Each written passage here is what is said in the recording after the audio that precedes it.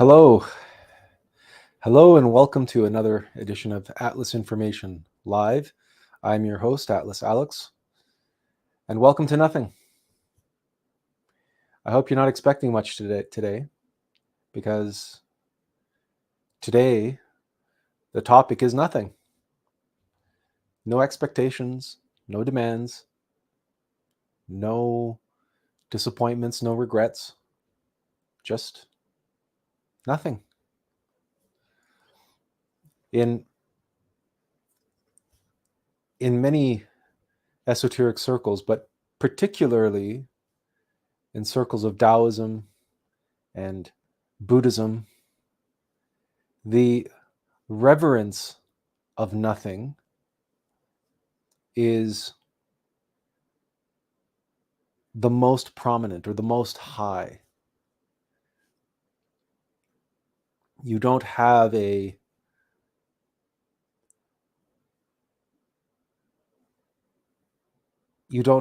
trappings of the westernized or Western perspective of a personified Godhead or the universe or some other expression. You just have nothing. That emptiness, stillness, nothingness is the true nature of all things, including ourselves. This, of course, is very prominent in Zen Buddhism, but all Buddhism, Tibetan Buddhism also. Notwithstanding the fact that Buddhism recognizes the various levels of self between the mortal self that we identify as, the innermost, Atman Buddhi, and then the ultimate self, the highest self, which is no self.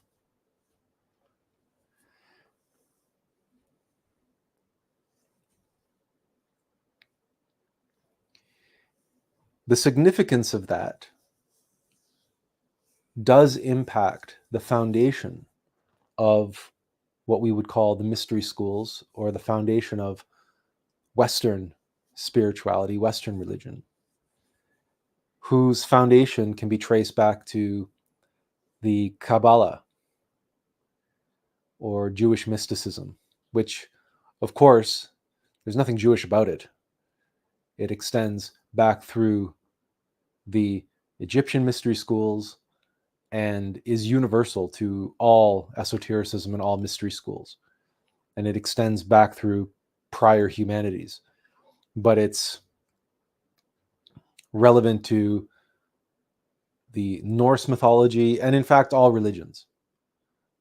On some level, they use the Kabbalah as a framework for understanding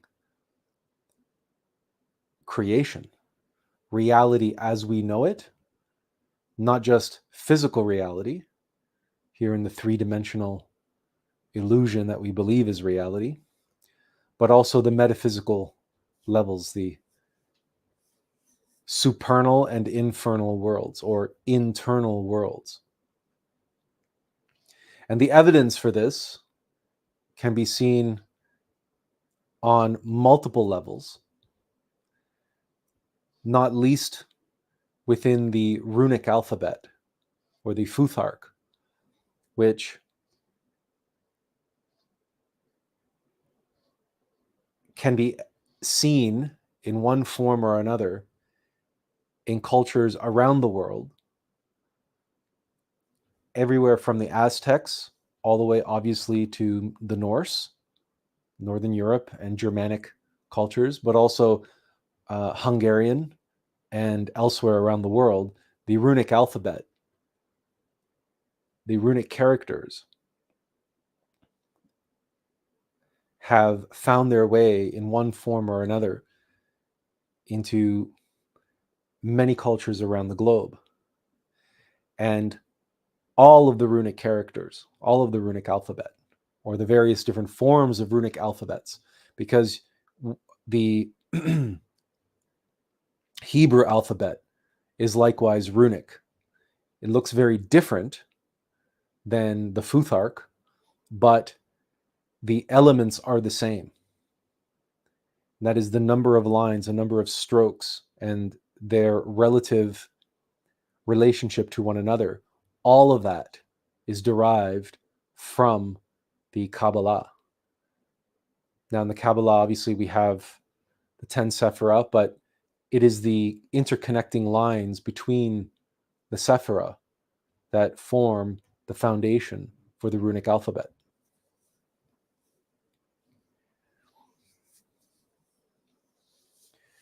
And it's interesting because those lines, those interconnections, are the spaces in between the Sephirah. And when one considers what space is, what the void is, and when we return to Genesis in the creation stories, the Western creation stories, we have the spirit hovered over the waters of the deep, the depths of the void, and the void comprehended it not. The deep comprehended it not. And we've discussed in the past the relationship between stance and substance, between stanza and substance. In the beginning was the Word, and the Word was with God, and the Word was God. Well, what is vibration? What is it? Really, truly, what is it? Oh, wait.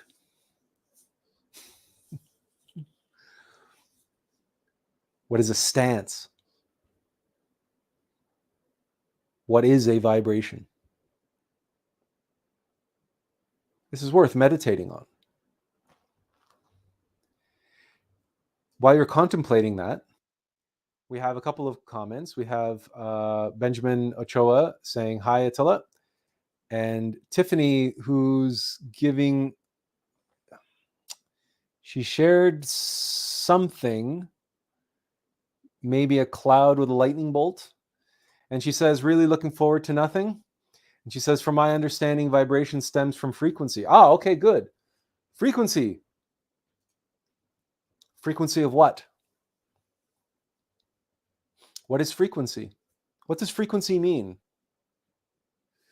Frequency is an interval, is it not? Something that happens often or not so often. We have high frequency and we have low frequency.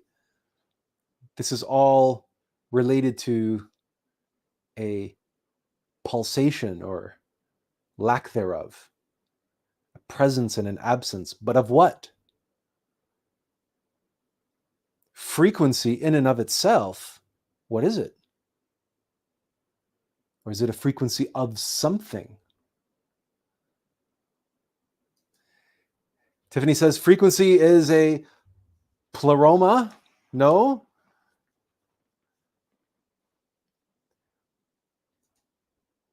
I don't know. It would help if we made sure we all understood what pleroma means. So here, let's... the fullness of divine excellencies and powers. The pleroma of the Godhead resides in Christ corporeally. The fullness of being of the divine life held in Gnosticism to comprise the aeons as well as the uncreated monad or dyad from which they have proceeded.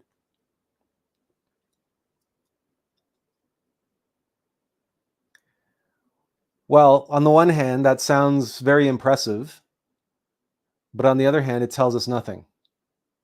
And no, the answer is no. That's not an adequate answer to what frequency is. How does that relate to frequency in any way, shape, or form? Actually, I mean, we don't want to bring the hammer down here or anything, but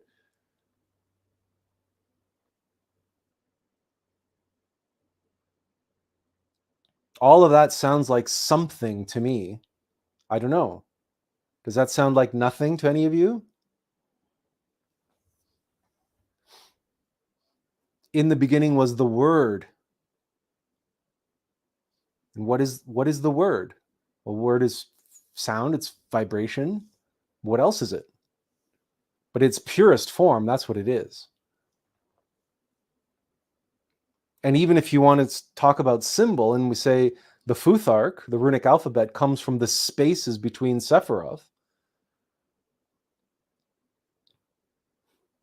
it's different angles and distances of nothing. But even a symbol symbolizes something. But what if that something is nothing?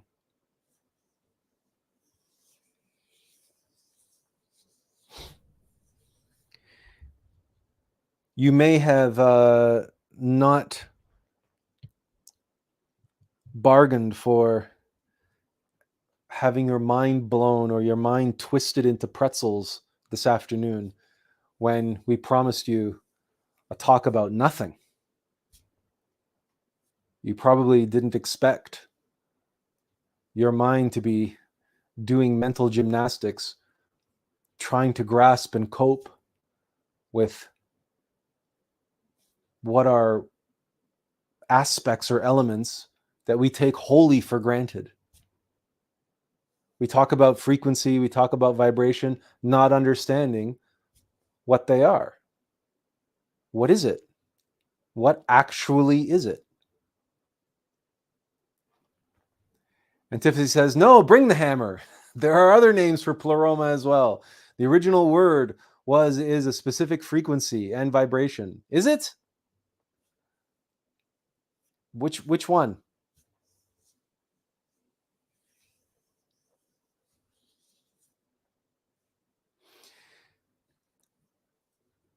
We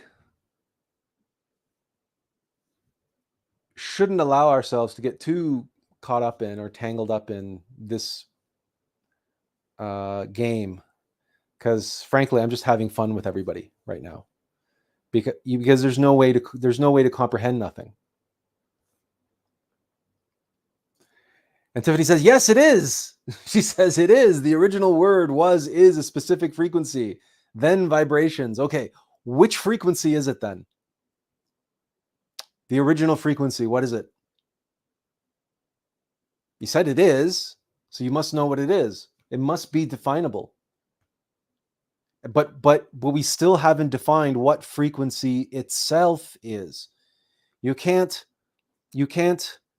say frequency is the word and the word is a specific frequency, because now you have a cyclical argument and you're saying frequency is frequency.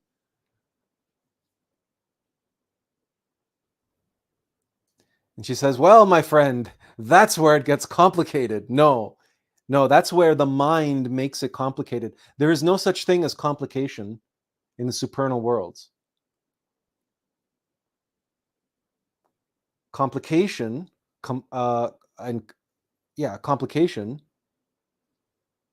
is an aspect of lower and lower levels of creation. So you think of the trunk of a tree. The trunk of a tree is singular. And then you see how the branches unfold and how the root system unfolds. And 1 becomes 2, becomes 4, becomes 8, becomes 16, becomes 32, etc., etc. So there is tremendous complication. And the further you get from the trunk, the more complex everything gets. And the further you get from the trunk towards the sky, the more complex all the branches get. But in essence,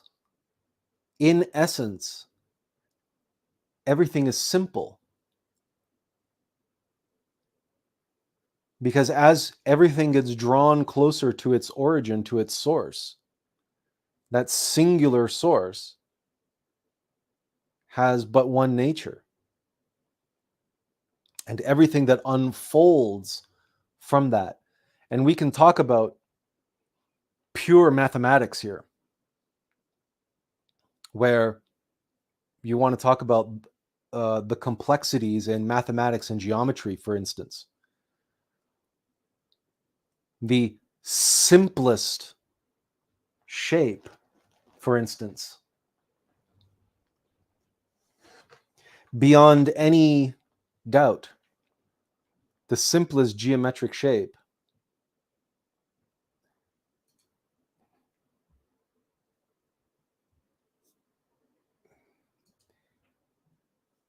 is going to be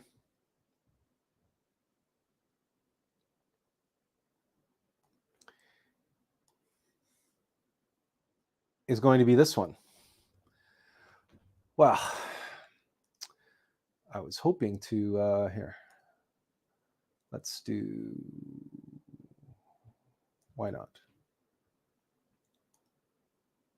Can we go no fill? Delete.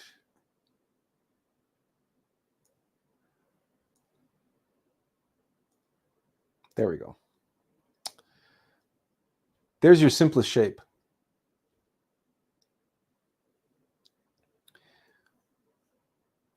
It's the simplest shape. It also happens to be nothing.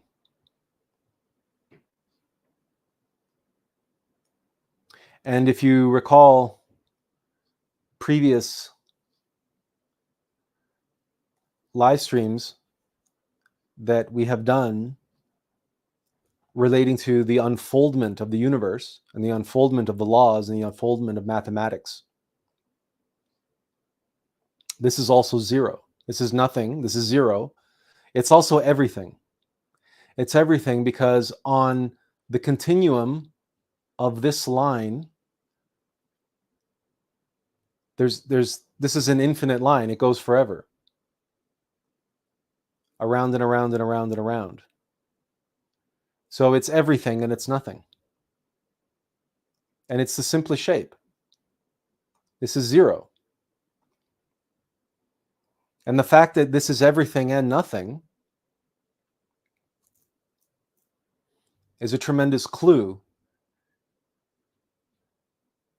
that leads not only the Taoists and the Buddhists, but also the esotericists of the Western world, of ancient Greece, and before that, of Egypt, the mystery schools, the Pythagorean mystery school, for example. Sure, he arrived at the Metatron's cube that includes all the Platonic solids, but they all unfold. And what they unfold from is this. They unfold from nothing. And how they unfold from nothing is a process. And it's a process of a repetition of a single act according to the Alm of Life, which, as you know, is the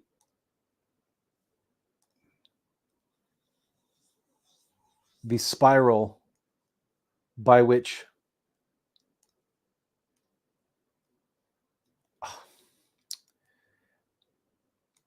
I don't know why it would do that. Anyway, so the Alma Light, we're going to try, let's see if we can do it.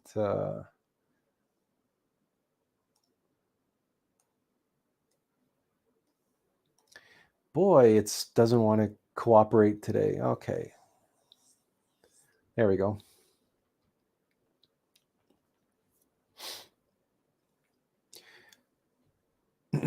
So with each level of unfolding, you have this evolutionary process. But ironically, that process is involutionary. And this is a unique term that refers to the duplication or the splitting of things, the complication of things within the whole. So if evolution would be the whole evolving and growing outward, involution is the whole growing and evolving inward. So for instance, we have the all and the nothing. The problem with this configuration of the all and the nothing, the circle, is that the origin is separated from the continuum, because this is one continuum. This line is infinity. It goes forever. There's an infinite number of points on this line. And from the point of view of any one point, if this continuum just keeps advancing, it can go forever. And 0 multiplied an infinite number of times is still 0. And that's why infinity multiplied an infinite number of times is still infinity, because infinity and 0 are equal. They're both undefined and undefinable. But geometrically, this continuum has an origin, and that origin is its center. But its center is separate from the continuum. So in order to rectify that, well, that's not useful, is it? Let's try this.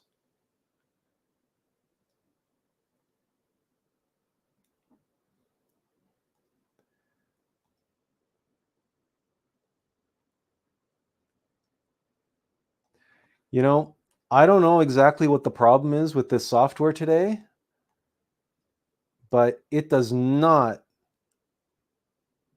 want to cooperate. It's not letting me draw another circle.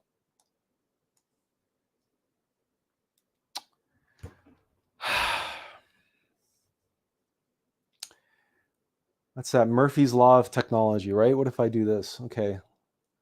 All right, I'll cheat. Okay, so we'll make this a little bigger, I think. And then we'll duplicate it.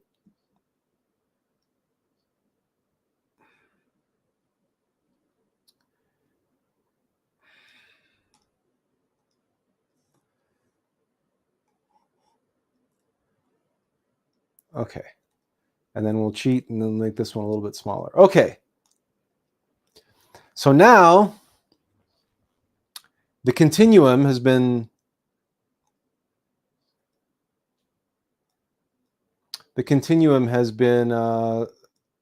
rectified,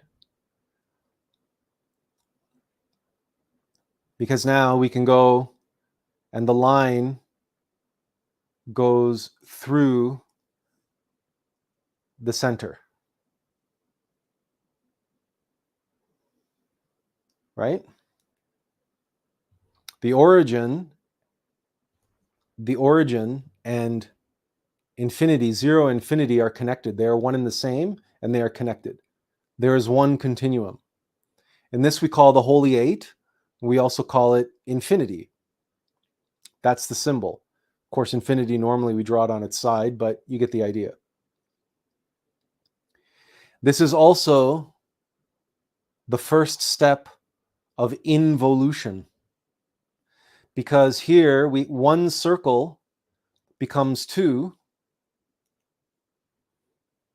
And it's those two circles which rectify the first. So this is not only the law of three, because it's 1, 2, 3. But if it looks at all familiar to you, all you need to do is look at a fecundated egg or a fertilized egg and watch it as it becomes the zygote and as it begins the process of cellular division to create a new living being, a new living organism. That single cell splits into two, and then they split into 4 and into 8 and into 16. But all of that is taking place within this one.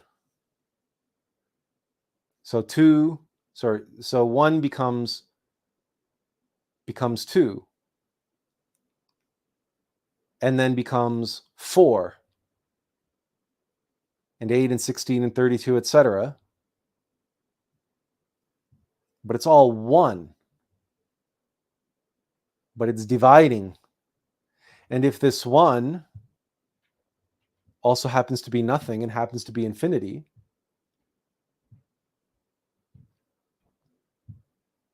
that within the nothing, which is the everything that exists and unfolds through the process of involution.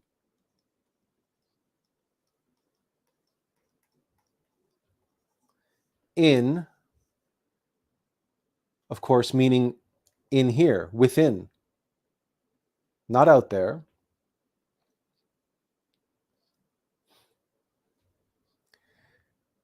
This is why in meditation, the mystics discover that the ultimate nature of the self, the ultimate reality, is nothing. And that connecting through that nothing, one has access to everything, because everything's ultimate nature is nothing, and that there is no self. There is the self of selves, if you want to think of it that way, but certainly the Buddhists and Taoists don't think about it that way. This, by the way, you can very easily see how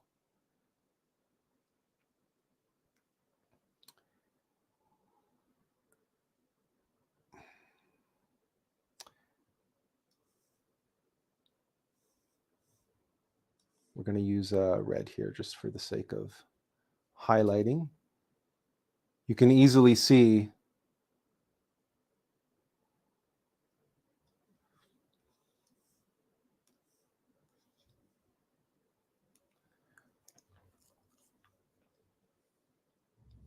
how the Taoists recognize the Tao as the fundamental basis, the fundamental expression of reality, and that anything beyond the Tao is undefined and undefinable, because you end up with zero and infinity. And in Kabbalah, and the reason why we brought up Kabbalah is in what in Kabbalah is referred to as the absolute, or the absolute abstract space, which is sort of what's behind us here.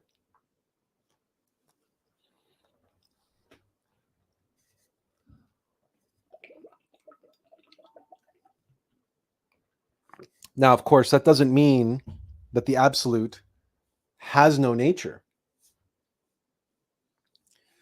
What it means is whatever that nature is, there's two aspects to that nature. The first is we cannot know it.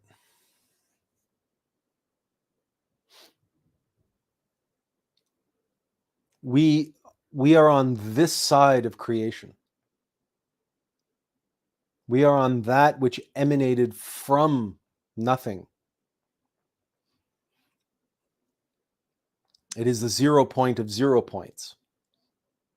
And we can get into that maybe a little bit after this, is when we get into more of the practical side of this. But the second aspect of the absolute is that its nature is profoundly unknowable to itself.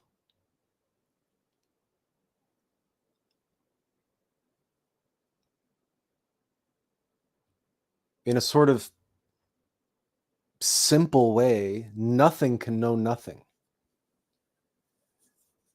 And that's not just a clever play on words. That's a scientific formula. That's a mathematical formula. Nothing can know nothing. Nothing knowing itself, nothing knows precisely nothing. And you see the conundrum. The ultimate nature of self might be no self, but if the ultimate nature of everything is no self, then, and that by definition is selflessness, to be without self.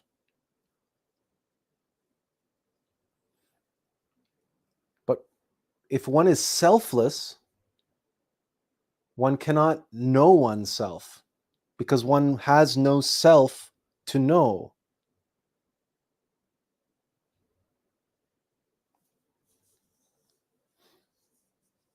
And truly, I think it's fairly universal. I don't think it's a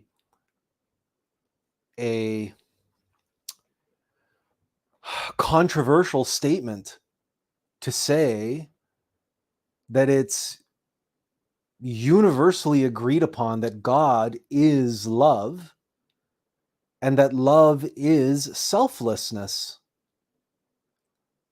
That truly, how else could you possibly define love?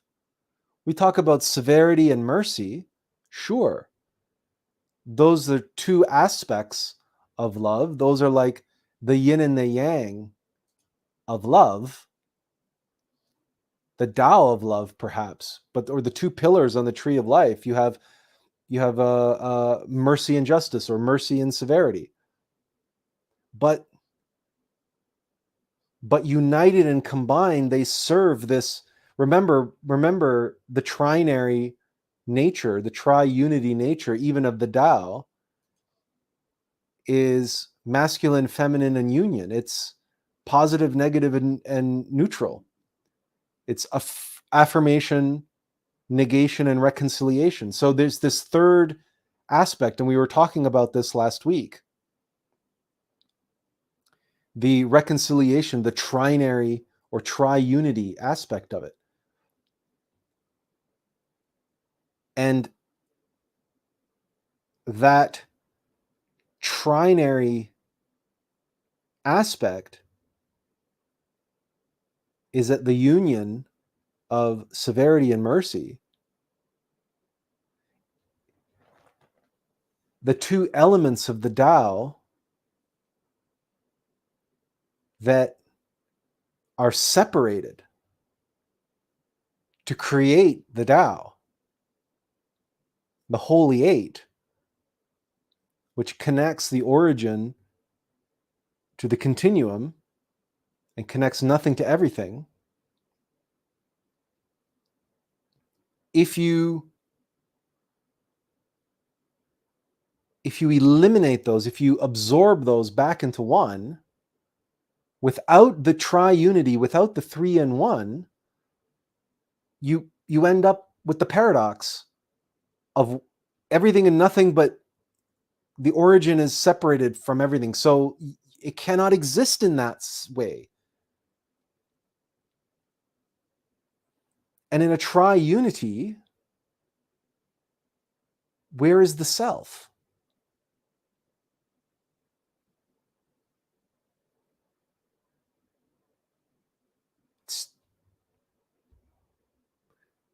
It's selfless.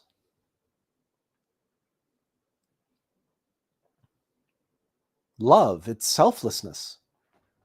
How can it be anything other than selflessness? That's its nature. That's the nature of the absolute. But selflessness cannot know itself.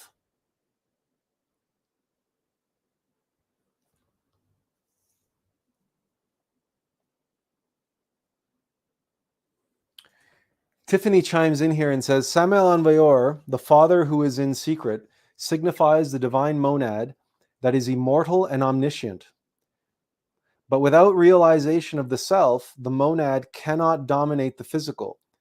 He does not have the sovereignty over the elements. He has to realize himself.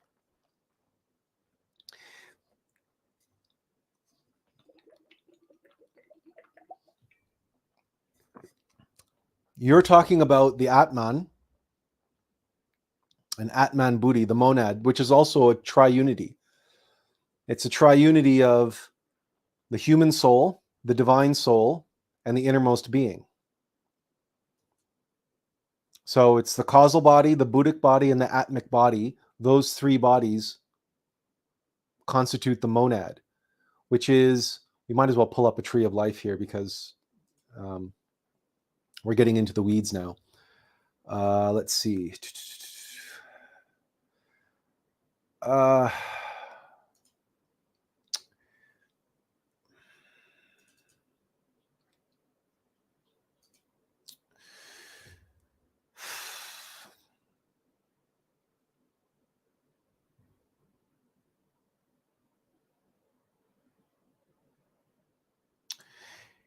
You know, we organized everything so it would be easier to find, and now everything's harder to find. Which one shall we work with? Okay, let's work with this one. Okay. You might have to make this bigger or zoom in a bit here. Okay, so what can I draw on this? No, I can't draw on this, can I? Can I wonder, can I put this in my whoops.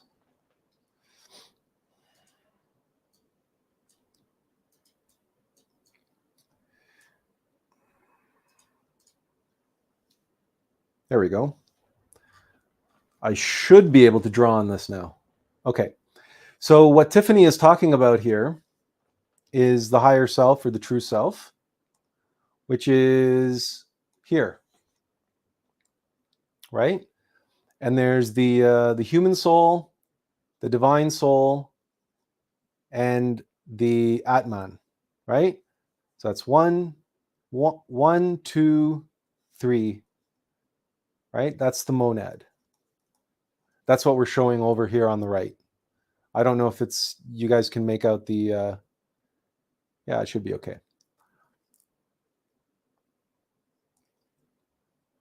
So even at this level, right, that's self-knowledge and self-realization is essential. But I wasn't even here yet. We're not even here yet in the discussion. We're here. We're talking about nothing. We're talking about the absolute, right? We're talking about nothing, no thing, no self. In other words, selflessness.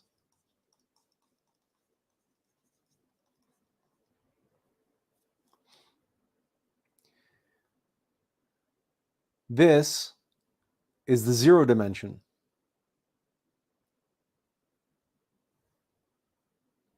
The monad is the sixth dimension.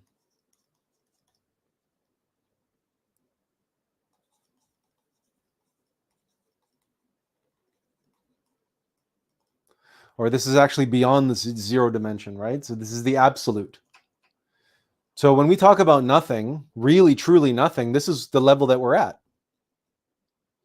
Of course, obviously, what Tiffany's just getting ahead of me. That's all. She's just one step ahead as usual. And she says, with that, if I were to reduce it further, I'm reading this as the void has absolutely no idea who or what it is. Because it has no self. It has a nature.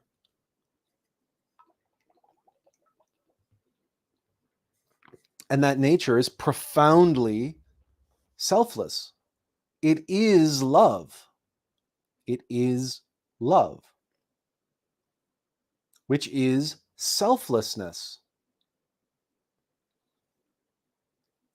But there's a problem with being the epitome of selflessness in an existence of no self.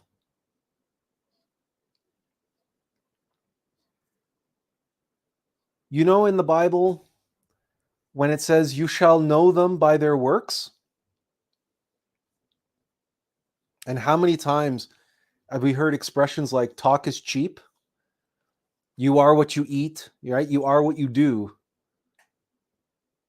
We define ourselves by what we do, and more importantly, what we do for the sake of others.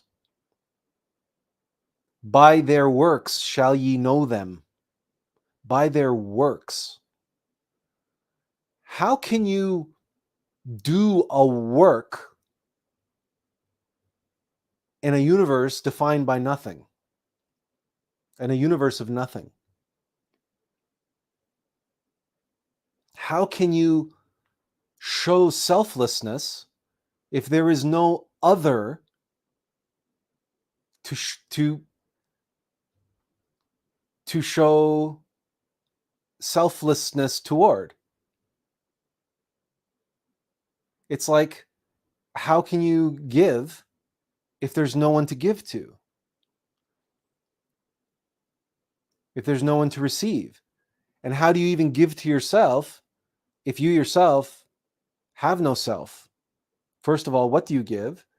And how do you give? Well, it's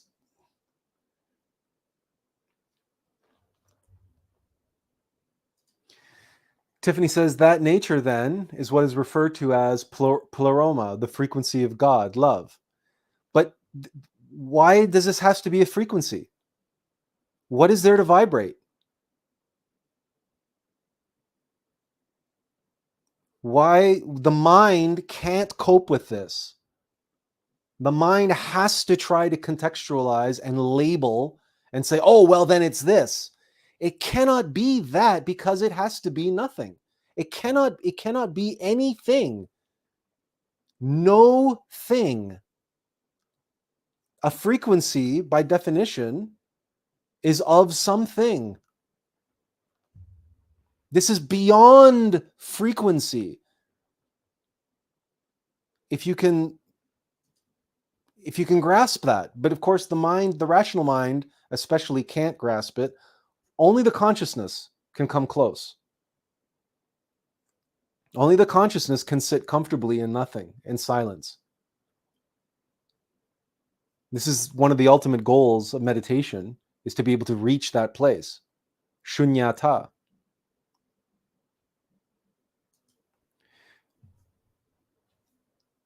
No, I wasn't talking about vibration and frequency. I was asked the question, what is it? What is it? I'm not asking you to shut up. I'm asking you, it's because frequency, vibration, right? It was in the word, right? It was, but what is it? It's really well and truly nothing.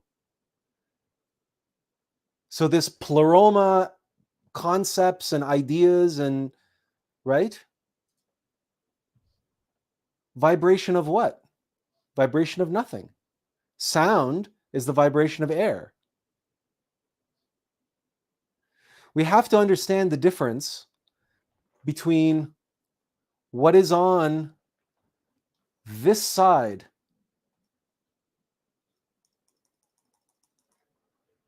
okay? What is here versus what is here.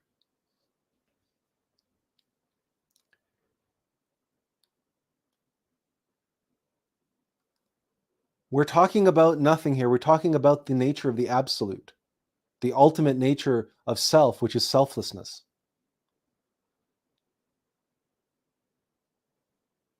And that in order for sound, vibration, frequency to manifest in any way,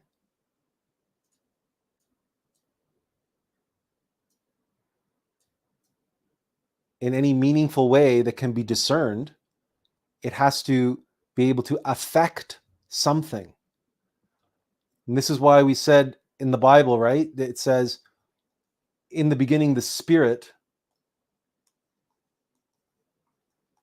hovered over the deep. And for lack of a better,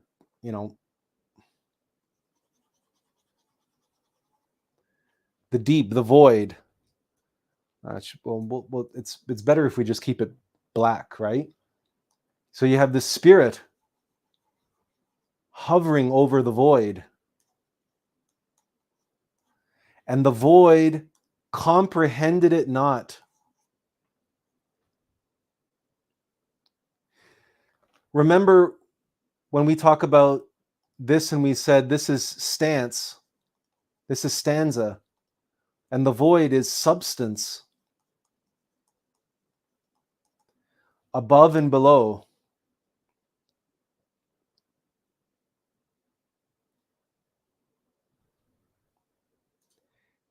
Well, it's Tiffany. Sometimes you and I have telepathy here because we're explaining exactly what you're asking us to explain right now. Substance is the void. It is space, but that and it is the substance of space itself. Stanza, the word, is what causes the vibration in the substance, the vibration of the substance, and vibrates reality into being. But the void comprehends it not,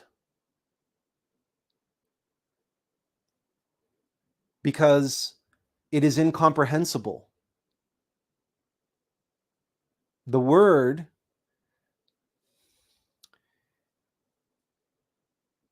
it is pure selflessness. Think about it this way. If you have no self, you can't even talk to yourself.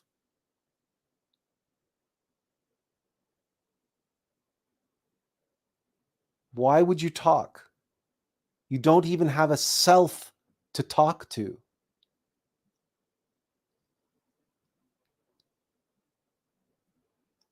So the frequency, the vibration, affects substance. So there is an a way in which spirit descends into the void. And the spirit in the void, if we want to use our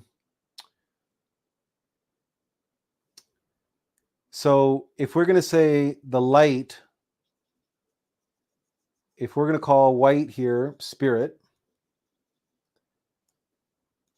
and just for this, we're going to say red is substance.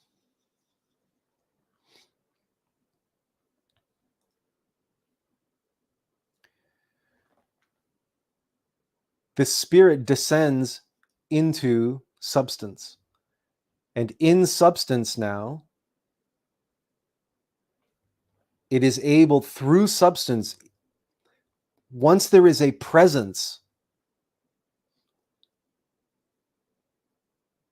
there can be a prescience.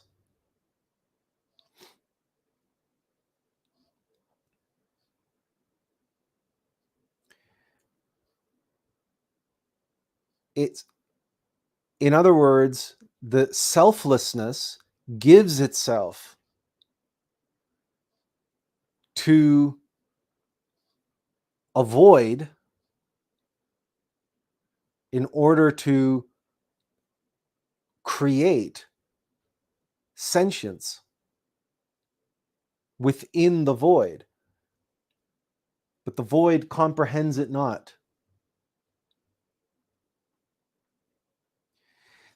We're talking about something here that the mind is not suited to be able to understand. Even the consciousness has difficulty grasping this because it's something you have to experience. And even in the act of experiencing it, again, we're on this side of it. This is something that ultimately and truly is something that you have to meditate on. But we're sort of throwing some stuff at the wall here to see what sticks. We were told to not to expect anything, just to go in today with nothing and to talk about nothing. And so this is where we're at. And attempting to explain in layman terms what you feel the word is and explain what it affected. She says, yeah, she goes, telepathy, cool. What is it? What is that then? I'm kidding. Benjamin Ochoa says, same as Sophia created Yaldabaoth, one could say.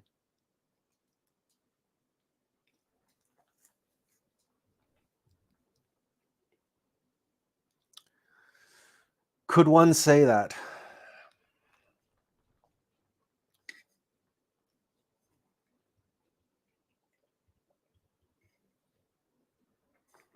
Sophia being wisdom.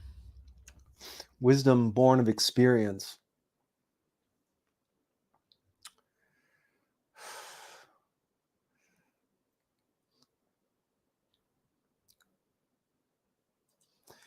Benjamin says, we know as much as the Archons wants us to know.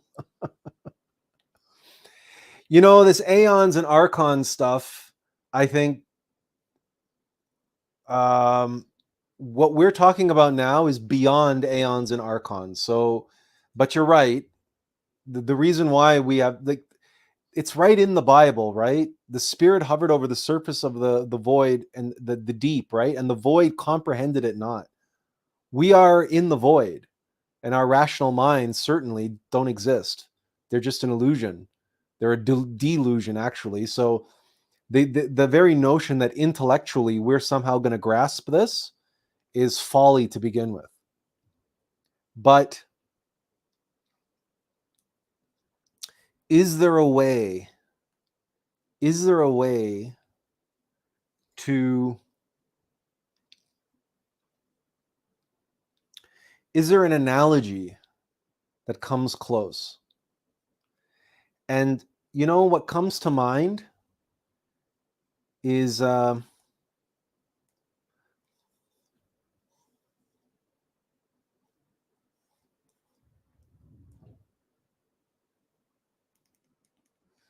draw a little bit. Let's see if we can draw this a little bit better.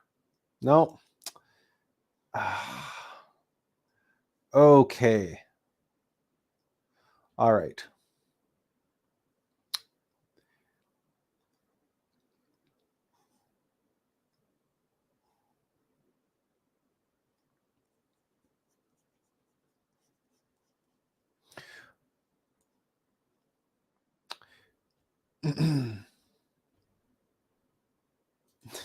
Nigel McIntosh, hello, welcome.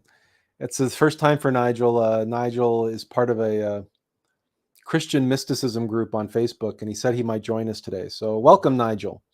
And Nigel says, if you stare into the abyss, the abyss will stare into you.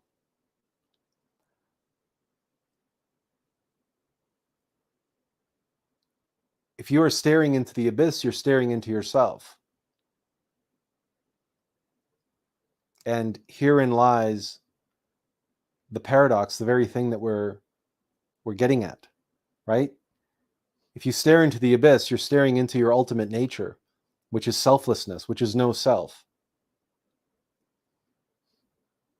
That selflessness, of course, is going to be staring at itself, because that consciousness is born of that nothingness. Let's see if we can take a stat. So this is you're in other words, you're caught in a circular loop. You've probably have seen those memes on Facebook where there's a person on a cliff and there's a gigantic hand about to flick him off the cliff, and there's another gigantic hand waiting to catch him, and then the two gigantic hands are like everything is God. Like the gigantic hand doing the flicking is God, the person being flicked is God, and the hand catching him is God, also God. And this is the great conundrum, the great paradox, that those of us here and now who identify with a self and see everything as separate and see everything as individuated, when we meditate and comprehend no self and the ultimate nature of reality, selflessness, and that nothingness is everything and that everything is nothing, and all of manifest reality is an illusion, and it's all basically perturbations in the absolute. The universe is mental, right? It's one of the Hermetic principles. So then really this is all God effectively playing this gigantic pantomime, or this playing out this cosmic drama, or this cosmic virtual reality video game with itself.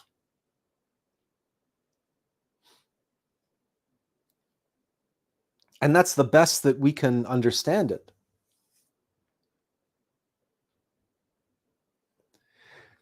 But let's see if we can take one moment, humor me.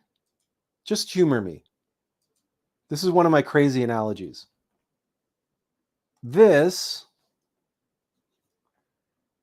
right, is a tea bag.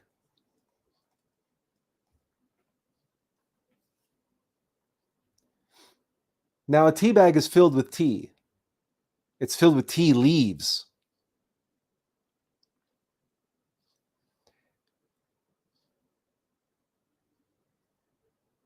Do those tea leaves, do they really,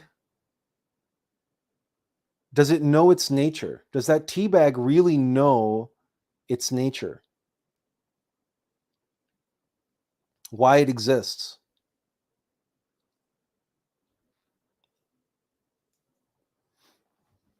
Or does it require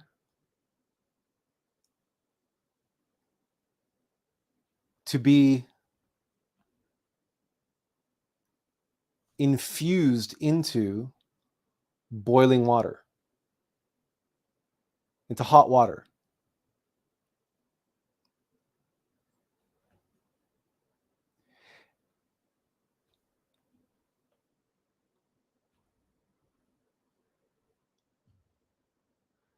Benjamin says, no, I think it would fall under substance. We're working with an analogy here. So try to keep it as simple as possible. Like, strip your intellect out of the situation. Get your intellect out of it. Use your experience only. Only use your imagination. You look at a tea bag, right? And there's tea leaves in there. But is that the nature of tea? And can you know tea in that form? Like, can you take that tea bag and like start munching on it, or take the tea leaves out and like eat them or something? Like, how does one grasp the essence that is in,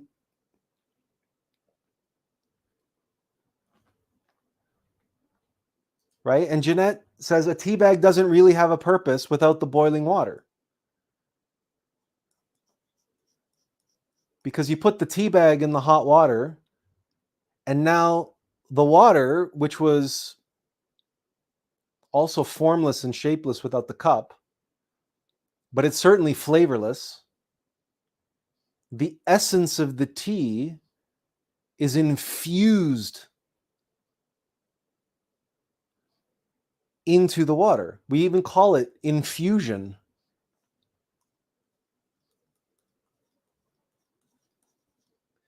And infusion is one of these wonderful words because it has this magic word that happens to connect it directly to involution.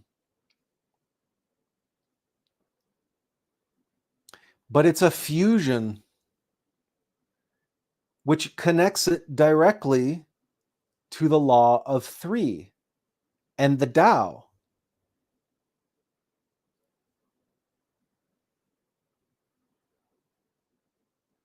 You have an essence, and you have, as Benjamin pointed out, you have a substance.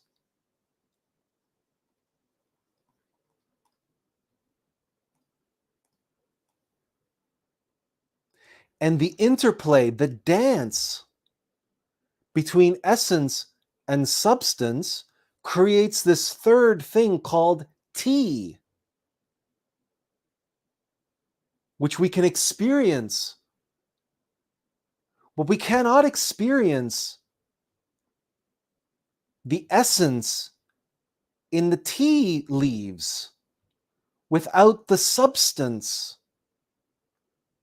without the infusion of the essence into substance. In order for us to be able to experience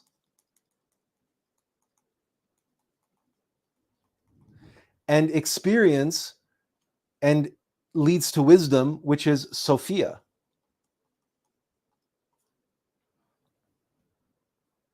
Gnosis. Knowledge from experience. In other words, to know.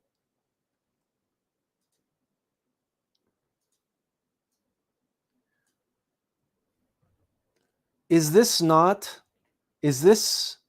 analogy of a tea bag and hot water creating this thing called to the experience of tea, and the Sophia, the gnosis, the knowledge of the nature of tea, the essence of tea? By their works shall they be known.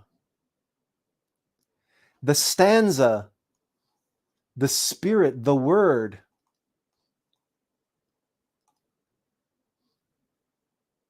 is unknowable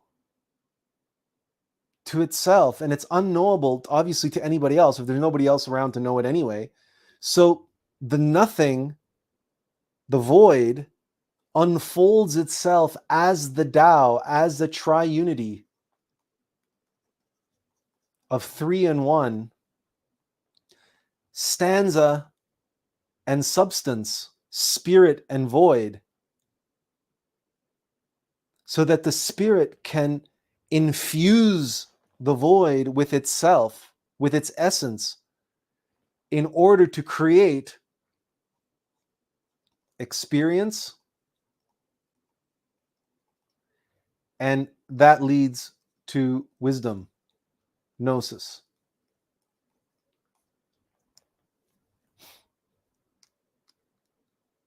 That's why the law of three is the law of creation. This and the selflessness of the spirit, its true nature, it must give of itself to something. It must. Otherwise, it cannot know itself, because it will have no works by which it can be known.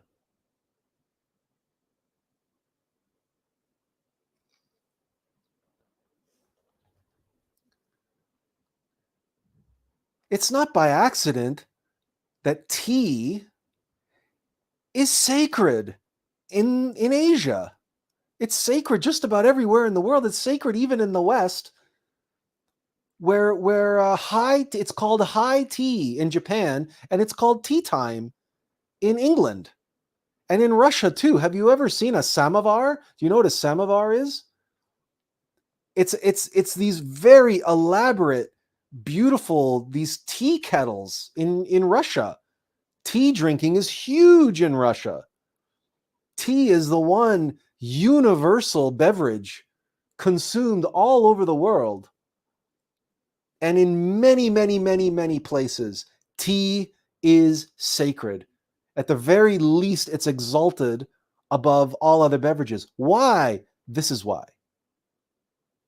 This is why you can go to Japan, and tea ceremony there is a religious experience. It's a meditation. It's all of these things. Why? This is why. Because it is a living, breathing embodiment of the essence of why nothing and how nothing creates and why nothing creates, and the nature between the two. The tea leaves have an essence that are just the essence within those tea leaves. It's dying to get out. It's desperate to get out, but it can't get out into the air, and it can't get out in a vacuum. That's why, you store tea in a vacuum sealed, and it'll never go bad. It'll never lose its essence, because it can't. There's no diffusion. There's no osmosis. It can't. Right? Because you vacuum seal your tea, or you vacuum seal your coffee, is another example, because coffee is also sacred in South America. And it's coffee, tea. That's, again, coffee is another one of these beverages that's universal around the world. You take coffee beans, you grind them up, you soak them, you put them in hot water, whatever, and then boom, you have this beverage that is you're spilling your guts and all of your emotion and all of your secrets to your best friend over your coffee time or over your tea time, right? It's this sacred substance that defines, and it's a ceremony of our deepest, most personal experiences that we share with one another. And it has been that for a very, very, very long time. Or, it's, you go to a Turkish coffee house, and it's, where it's the beverage that old men drink as they politicize with each other and yell and argue with each other about politics and history and God only knows what else, right? So it's like this lubricating substance for the human condition. And it is this infusion aspect of it that relates directly to involution. It relates directly to the Tao. It relates directly to the relationship between the spirit and substance, the word and the void. Or I keep conflating these terms: stanza and substance, the word and the substance, the spirit and the void.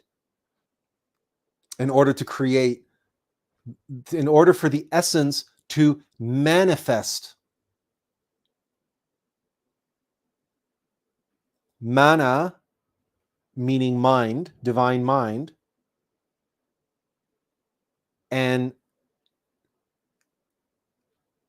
to est, to be born, but it's related to essence. So the essence into being. So bringing the essence into being in mind, in the substance of the mind, the void, the substance of the void, which is mind or consciousness, because we're talking about divine mind here. We're not talking about mechanical rational mind. We're at a very, very, very high level here, right? This is all beyond even the monad. We're talking about the most fundamental level of reality here, and we're talking about that and bringing it right down in a practical layman's terms. We hope that the tea analogy captures the essence, because you can recognize that no one can know, you cannot know the essence of tea without the water. You can't. It's impossible. Try it. Take a tea bag out of your kitchen and try to taste the tea. You can smell it, you can do all kinds of stuff with it, but you will not know the experience of tea until you put it in hot water and you let it infuse. You let it steep. It's another great word. Why is steep such a good word? Because it's the mountain. And the longer you let that tea bag sit, the more you let it steep, the steeper, the more intense the experience becomes. Like the height and the angle of a mountain becomes sharper, more acute, more difficult to climb, but it's more an intense experience. And what a great word related to all of this. Intensity. There's that in again, related to infusion, related to involution. But what about this tense part, this tensity? Tensile strength and the tension between what? Between opposites. But we're talking about intensity. So you have a tension of opposites between stanza and substance. But the intensity is when the spirit when the opposites blend and you get the infusion and the creation, and the longer they are infused, the more intense the experience.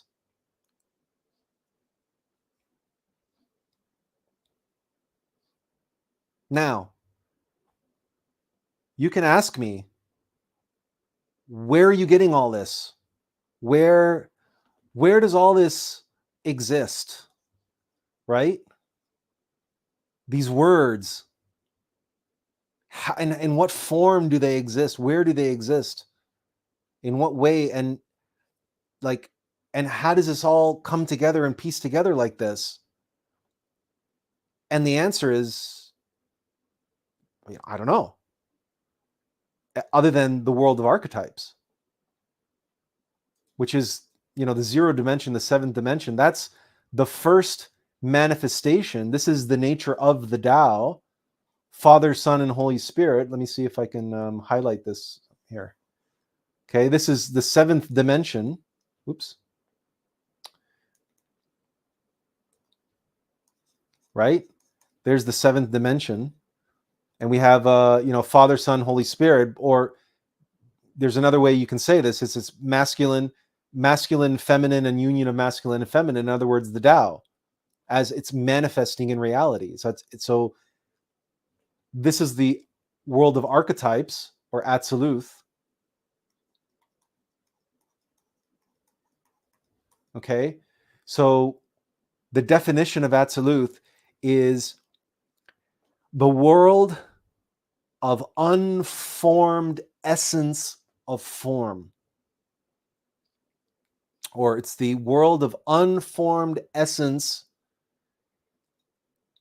Unformed meaning unexpressed. Unformed, unexpressed essences of form, or through form. that can only be known through their expression or through their manifestation. So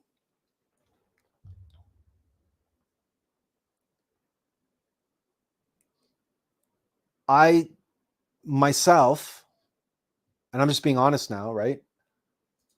I don't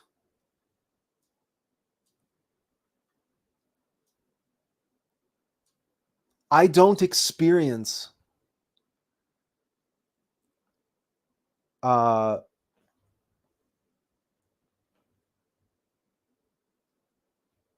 relationship or my connection with Atziluth, with the world of archetypes and with the world of language. For me, language is, I don't consciously comprehend it as frequency and vibration. I don't. I experience it as something else. And maybe that's my own bias, or maybe that's my own blindness, or what have you. For me, frequency and vibration are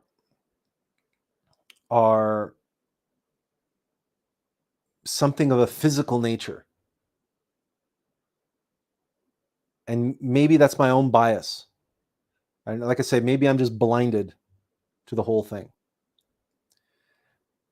For me, knowing, there's much more of a, there's something much more subtle going on. And it's beyond frequency and vibration. There is in the world of spirit, in the world of essence, there is potentiality for frequency and vibration. But in what form that potentiality expresses, well, it's unformed, isn't it? It's unformed potential. It is so subtle, but it's there, and it's beautiful, and it's powerful. But it is closer to being nothing than it is to being something. And that is why I was asking about frequency, that vibration is something, you're vibrating something, and frequency is suggesting it's a frequency of something. But if the true nature of everything is nothing, like mathematics unfolding, the symbols of mathematics, it's not mathematics fundamental nature is not, it's not quantitative, it's qualitative.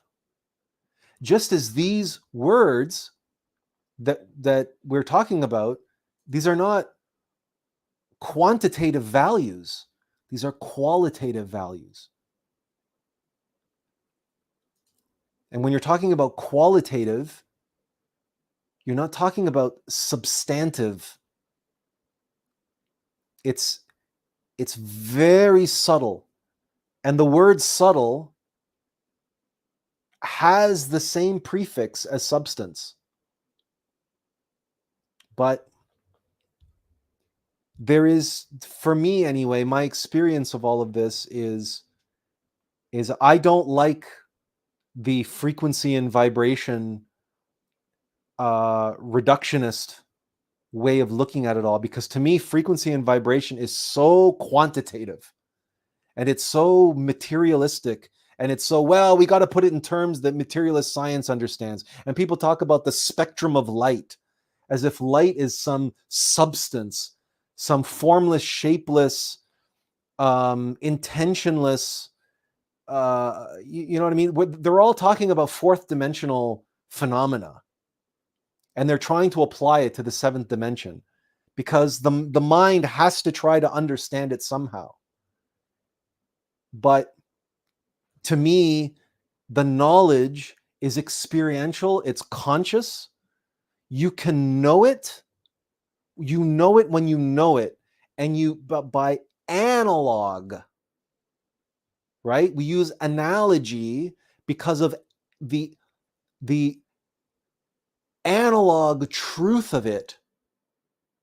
It's beyond binary digital thinking. It's analog. It's analogous. That's why we called it the analogous ultimate methodology.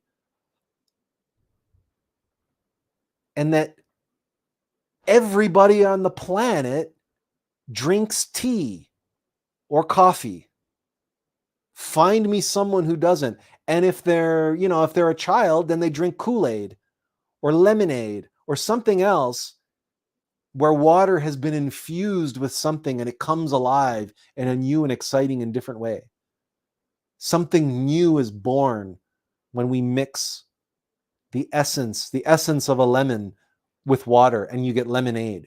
And how many children make lemonade stands and it's their first business? It's a lemonade stand. What do? Why do they make a lemonade stand? And this is a universal thing, certainly in the West. Children want to make lemonade stands. Why? They want to serve. They want to be selfless. They want to give to the other children and the people walking their dogs and their neighbors. They want to give them lemonade and give them a refreshing beverage on a hot, sunny summer day. And sure, they might ask for 5 cents or 10 cents a glass, but they're not doing it for the money. They're doing it for the experience of selflessness. It's like when you go to Japan and someone performs tea ceremony for you, and you watch them and you observe them and you say, my God, this is this person's vocation. This is this person's mastery. It's their meditation, it's their prayer, it's their spirituality, and it's their vocation, their career, their martial art. It's everything. It's their entire life. And it's imbued in the Japanese word omotenashi, which means service. And it's their way of mastering selflessness here in this mortal form. And infusing and imbuing everything they do with that selflessness and transforming that substance, that in whatever form their selflessness takes, that form is imbued now. It's infused. And the more consciousness, the more concentration, the more attention to detail, and the more calm relaxation that they bring, the more of themselves they bring to the moment, to the presence, to the prescience, the more intensity with which their selflessness can be experienced and received and appreciated. When something appreciates, it goes up in value. There's this whole compounding nature in the law of three, the law of creation. And you have this in the West, we have this contemporary expression, pay it forward. Pay it forward. Did you appreciate this act of kindness? Pay it forward. And when you pay it forward, you have the laws of compounding interest. And that selflessness gets appreciated more and more and more and more, and it grows. And this is where you get the analogies like the pebble in the pond and the ripples out, or yeah, that's right, like compounding interest. And they told two friends, and they told two friends, and so on and so on, and that a little pebble can start an avalanche. And a butterfly flapping its wings in South America can create a hurricane off the coast of Maine. These are real phenomenon, and they have their metaphysical, analogous metaphysical phenomena. And the way in which selflessness, love, propagates is through a process of involution, infusion, intensity, and appreciation. And by the way, what do we call it when we give of ourselves into an appreciating asset? Yes, that's right. You knew it was going this way. You intuitively, you all knew it was going to go this way. We were going to end up here. We call that an investment in investment. What's a vestment? What's a vestment? A vest. It's literally a vestment is your cloak, is your clothing. It's what you wear.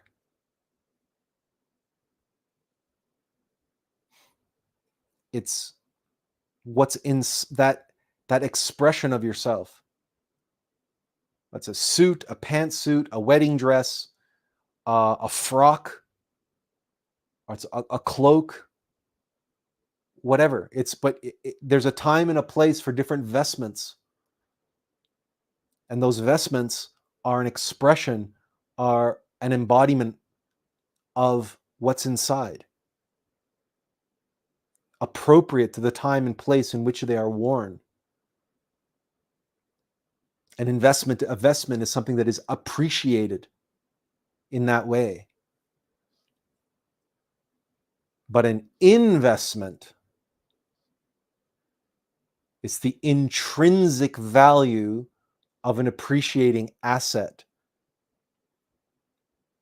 The intrinsic value of an appreciating asset is your investment into it. The vestment is what covers it. It's the clothing. It's what clothes the intrinsic value of what wears it. But it's inside is that investment, that appreciating asset. And that's why for me, language is, right? In the beginning was the Word, and the Word was with God, and the Word was God. All these words, none of this is by accident.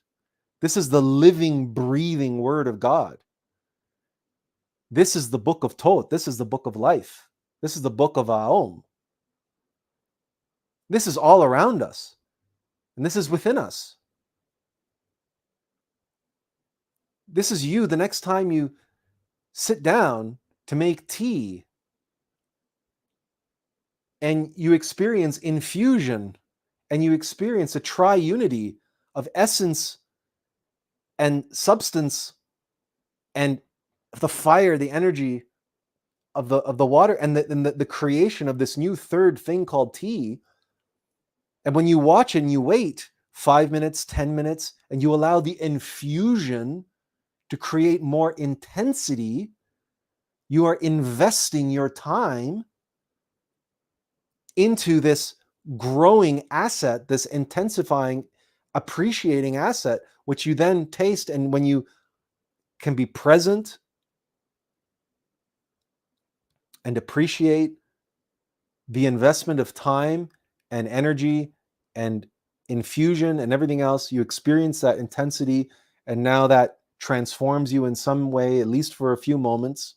You enjoy your tea, the quiet moment, alone or with someone else.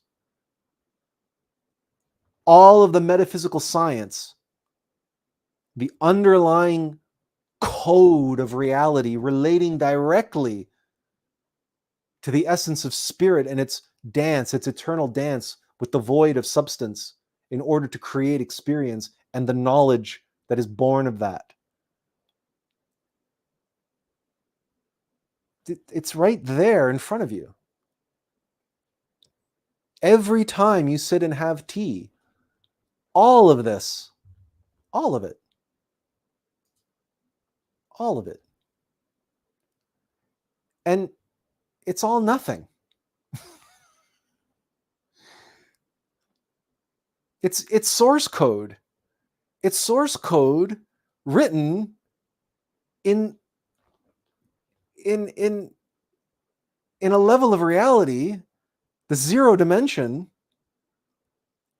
in a world of unformed essences of form. This is the source code of reality. And you have access to it. You have to. Why? Because all of reality is based on it.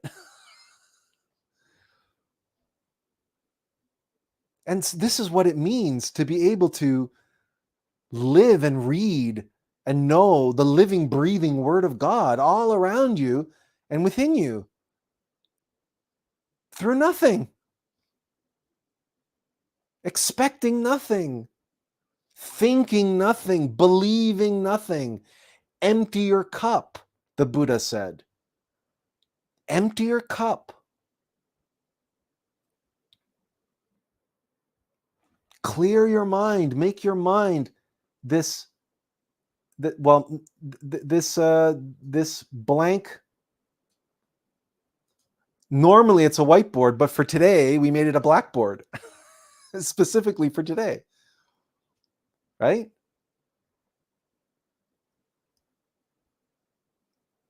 Let your mind be void, and let the essence, the spirit in all things and in all experiences, let that move you, and let that the essence and experience of things imprint themselves onto the void of your mind. And in that process, you can reverse engineer, just as we have reversed engineered all of this. And what unfolds are the highest, deepest secrets of the universe, the mysteries of the universe. This is not an intellectual exercise. Hopefully you can see that. We're talking about making a cup of tea. It helps if you have some vocabulary, and it helps if you can, it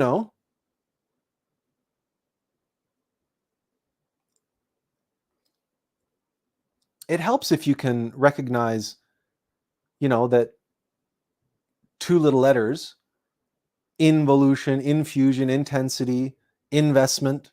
It helps if you can do that.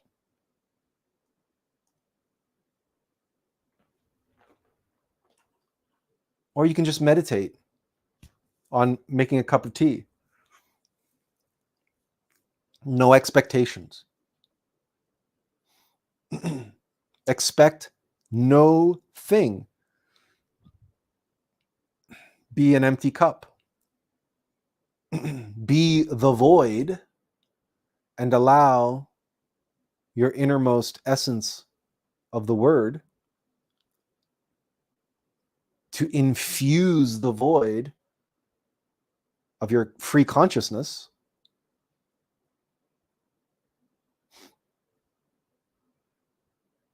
Invest that time, invest that energy and that intensity in yourself.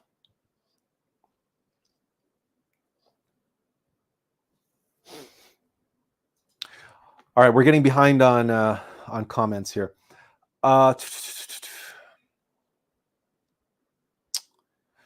Jeanette says, notable that the tea bag also isn't self-aware of its origin and what its purpose was prior to becoming a bag of tea.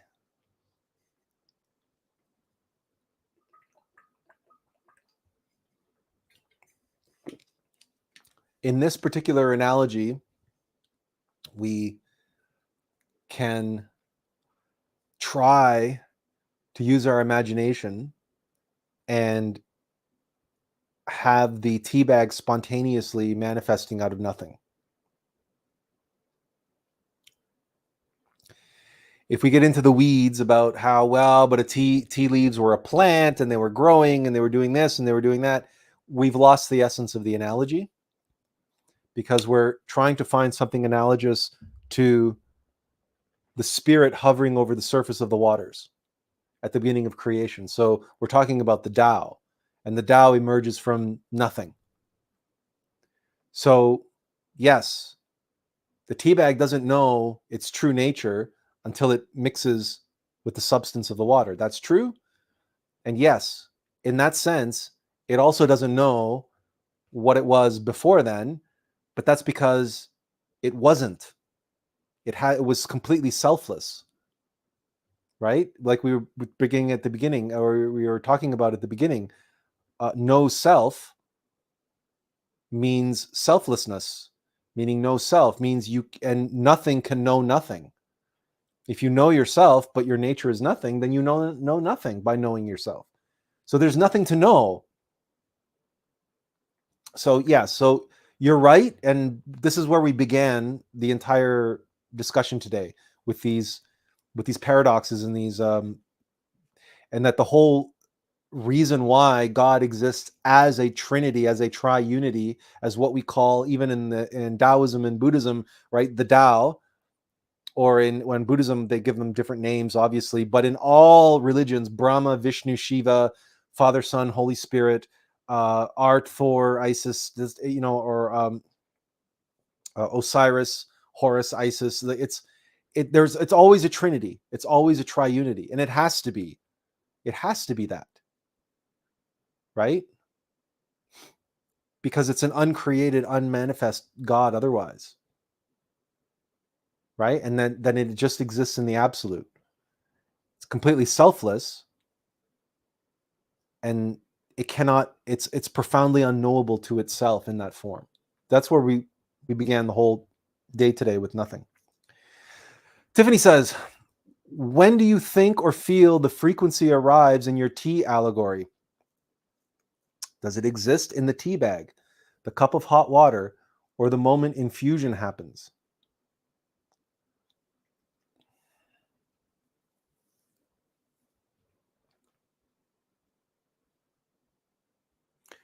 So for me, if you're, and then she adds here, she says, I would say it starts at the moment of infusion.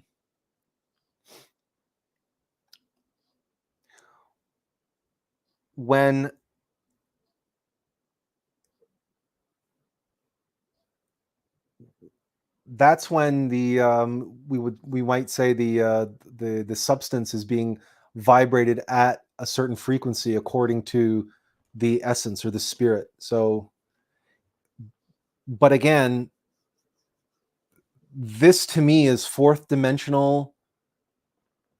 This to me is fourth dimensional, but the substance of frequency and vibration of prana.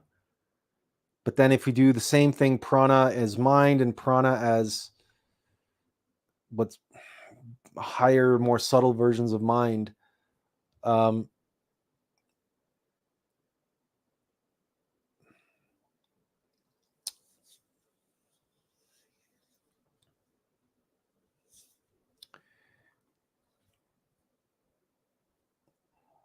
we would have to meditate on this to give you a precise answer, because what we're still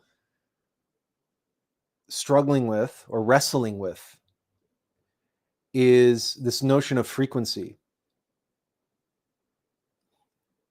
and that what comes first, because obviously something has to be vibrated and the frequency defines the vibration, the amplitude. There's a lot of different things that come out of the vibration, but what causes that, and what causes that is an energy, and that energy has to be of a certain frequency. So this is what we're wrestling with. But what is it? But it in itself is nothing. It has to be an essence, an unformed potentiality. So we're still trying to grasp at the appropriate analogy that fits the frequency and vibration model, which is why I don't like it at this level of reality. I think it's fine for the fourth dimension. I think it's fine for the fifth dimension. But there's something about the more subtle levels of reality. There's something about the world of archetype and its proximity to nothing that just doesn't, to me, essence is so subtle that the whole frequency vibration aspect, it's too crude. And I haven't come up with something better than the tea in the tea bag, because I don't see, because infusion, right? It's diffusion, right? It's the essence leaving its potential form or formless form into form. And so it's so delicate and it's so subtle that it doesn't, for me, frequency and vibration is harsh, and it's physical, and it's too, there's something about it that at those highest levels, it just doesn't sit well with me. And maybe it's a bias that I have, or maybe it's because the way that I interact with the world of archetypes, I don't relate to it in that way. So again, maybe I'm just blind to it, right? But there's something about what I see and how I see that knowing and connecting, and the law of three is somehow more subtle and above and beyond the crudeness of the frequency and vibration model. We're talking about a three-dimensional and fourth-dimensional phenomenon, which we are attempting to apply to the seventh dimension. And it's the best thing that people have to understand and relate to. But that's because they're at this level. I'm coming at it from the other side. And I'm saying, hang on a second. It's fine if that's the way you want to understand it. Great. But for me, I just don't experience it that way. And I don't think God experiences it that way. Because the spirit hovered over the surface of the deep and the void, and the void comprehended it not. I do not, I really don't see how going multiple levels deep into the void and getting to frequency and vibration and saying, okay, now that's how it works up here between the absolute and the first dimension of creation, of the world of absolute. The absolute and absolute. I mean, there's a reason why they sound almost the same word. So that's the issue. But having said that, tea and coffee is the best thing that I've come at it in terms of an analogy. I don't think, right, unless you're a molecular biologist or whatever, a molecular chemist or whatever, and you say, well, of course, it's the agitation of the water and the agitation of the molecules that's causing the vibration, and it's vibrating those molecules out of the tea leaves, and it's causing the osmosis, or all these different, because they're going to apply all sorts of physical explanations to it, and saying, yeah, but those are all mechanical explanations, and that's ultimately why the frequency and vibration thing doesn't work for me, because it's mechanical. And creation is not mechanical on those levels. On the level of God, God does not create mechanically. That's impossible for it to be that way. It's simply not possible. So really, it's better. God is an artist before he's a scientist.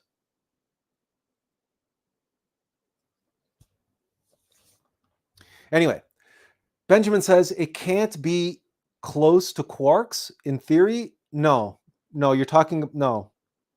you're way, way, way off there. And we call it the wraith of substance. So yeah, so the wraith of substance Yeah, that's good, actually. That's really good. The reason why it's not quarks or anything of the kind, okay? Today, we have been talking about this and the relationship between nothing and something. We've been talking about the seventh dimension or the zero dimension. Okay, we've been talking about up here. You know where quarks are? Okay, this is physical reality. Quarks and anything related to any of that shit is down here in the fourth and the third dimension, which, by the way, is an illusion anyway.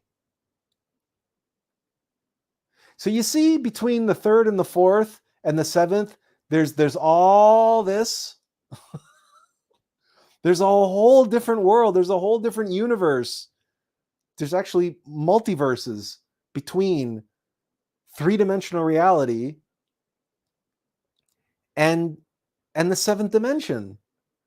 So the very idea that we're down here splitting atoms and using large hadron colliders to look at, smashing things together and looking what happens and saying, oh, well, we understand how God created the universe now. No, I'm sorry. That is the height of hubris. That is the height of stupidity and ignorance. Right? That's what it's we can't even compare the two. We're talking about completely different universes operating on completely different systems. But the foundational system to all of it is a qualitative metaphysical science that's based on meaning, on qualitative meaning. And that qualitative meaning supersedes any kind of quantitative consideration, other than the most fundamental and most basic, related to the absolute origin of all sacred geometry.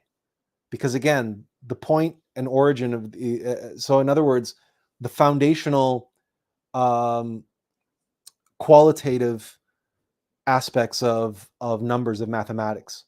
So archetypal mathematics, in other words, not algebraic, quantitative, statistical, calculus, and all the rest of it, but the actual foundational qualitative mathematics, where the numbers themselves have a meaning. Each and every number has a meaning, and its relationship to every other number in the base 10, and I'm talking about numerals now, numerals 0 through 9. There are only 10 numerals. This is important to comprehend. There are only 10. Those 10 numerals are the fundamental foundation of reality. But it's the qualitative nature of those numerals that mathematics simply doesn't understand. They don't care, because they're only interested in its quantitative. They only understand mathematics in its quantitative mode. And in its quantitative mode, mathematics is down here. But in its qualitative mode, mathematics is up here. Oh, jeez. we forgot to put it up again. You guys got to tell me when it's not on. Okay, never mind. All right, so let's go. Okay, so this is a long one. Tiffany says, so there's definitely a different way to look and consider frequency and vibration. Personally, I can't deny it, because frequency is closer to the original language of creation than words. It's literally the music of creation. Science also explains frequency and vibration of creation in some pretty cool ways. But for myself, sound, frequency, vibration is the most ancient modality of the heavens and all that exists. Okay, I cannot deny the musicality of it and the tonality of it and all the rest of it. I can't deny any of that. So, but that's because I'm not a musician. I don't speak that language. So again, it could be my own biases that I'm bringing in here. And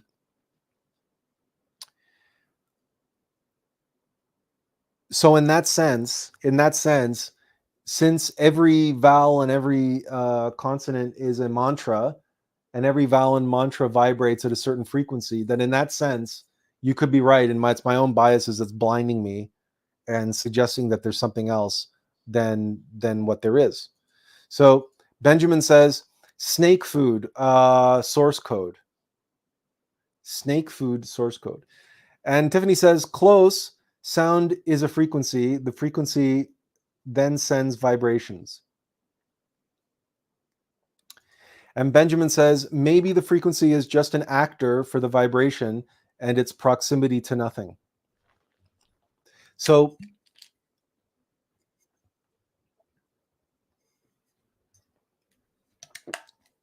a frequency then, so an energy, for example, sends, an energy will emanate at a certain frequency, and that energy at that frequency can cause something to vibrate, right? If I understand it correctly. Tiffany says, Atlas, we went from nothing to a frequency. Think of it as the Ain to the Ein Sof. It took a frequency to do that, love. Then again, from the Ein Sof to the Ein Sof hour. That's not my understanding of those terms, but okay. And she says, you don't have to acknowledge it. I'm not asking you to do that. But when you hear it, try not to cringe away from it. Frequency happened immediately. And all I'm saying, that's all I'm saying. Frequency doesn't just exist in the fourth and below. There's that too. No, I didn't say it was just in the fourth and below. So, but no, I understand where you're coming from. And you know what? What sells it is the music part. If you're going to sell me on frequency and vibration, talk in terms of music. So, because that, despite the fact that I'm not a musician, because I don't understand music, I don't speak its language, it's a mystery to me. And because music is a mystery to me, but I appreciate it. I appreciate music. I profoundly appreciate music. But I also appreciate lyrics in music as well. And but because I appreciate that, I can accept that, you know, in terms of frequency and vibration, when it comes to musicality and tonality. So if you're going to sell me on frequency and vibration, just talk in terms of music, because there is musicality at the dawn of creation. And there's musicality in the absolute, right? So Benjamin says, just applying Platonic philosophy here. And Tiffany says, you do seem to have a bias, and that's okay. I'll not mention it again. And Benjamin Ochoa says, the computer isn't showing. Okay, yeah, that's... Yeah. Yes, I noticed. I figured that out eventually. So I sometimes will do that. And it goes, very good perspective, though. And wow, the highest stupidity of ignorance? Okay. One last question then before I have to go. What are the octaves of the whole of creation then, if not frequency? Yeah, you see, this is how you got to talk. If you're going to talk frequency with me, you have to use musical terminology, right? So if you talk about, you know, the octaves of creation and so on, and the musicality and everything else, that's fine. That's I can understand that, and I can get on board with that. But even then, it is not appropriate to just one-to-one say that because we understand frequency and vibration in terms of sound, that we say, well, that's how things are created from nothing, because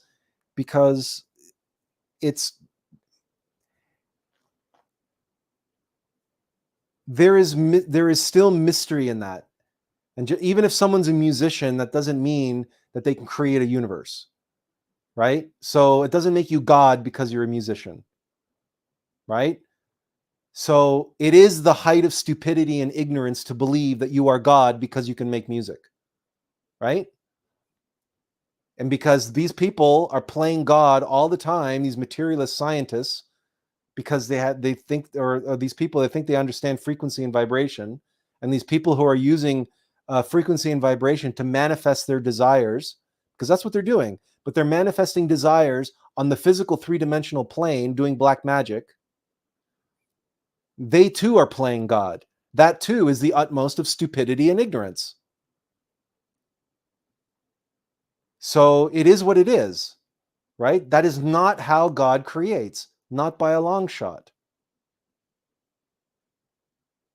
It doesn't mean that those aspects and those analogs don't exist in our level of reality and that we can't experience them and touch them and experience them at our level.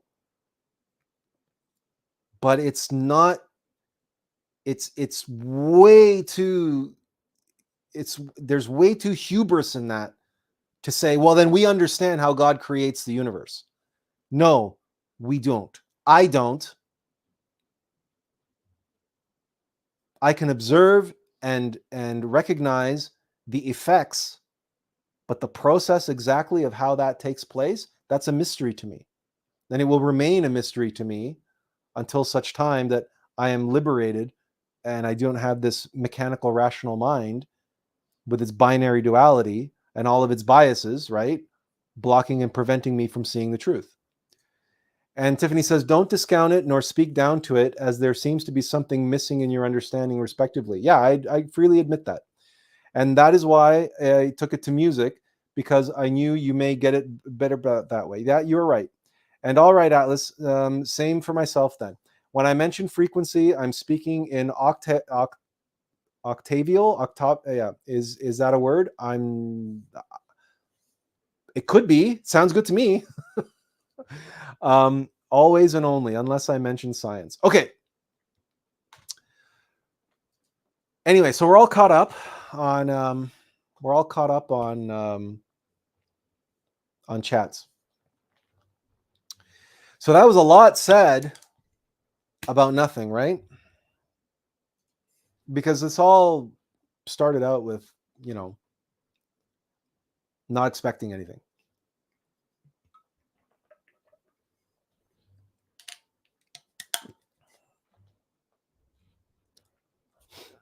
And for myself, I've always regretted. I don't have many regrets in life, but this is one regret that I had, that I never continued with music. Because I actually played the organ when I was a kid. We, my family inherited an organ, not literally inherited, but just was given an organ when they moved to Canada, and so we had this organ in the house, and my parents thought, wow, what the hell, we have an organ in the house, why don't we send them for music lessons and they'll learn to play the organ. And the first concert I ever played, not concert, recital, the music school was in a shopping mall. And so every now and then they would have a kind of recital in the shopping mall. It was a very, very informal affair, but it was part of going to the music school, is that you had to perform a piece in front of a live audience. And the first piece that I ever played in front of a live audience was the Ode to Joy from the fourth movement of Beethoven's Ninth Symphony. I was 5 years old. I played it on the organ live for a crowd of people in a shopping mall. And even then, it was my favorite piece of music. It was, I could have chosen many songs to play, but that was my favorite song. And it just so happens that, we didn't have a lot of money growing up, and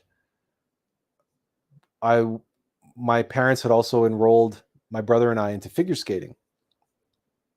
And between the figure skating and the music lessons, not only was it a scheduling nightmare at times, but it was also there was a significant cost consideration related with those two activities. And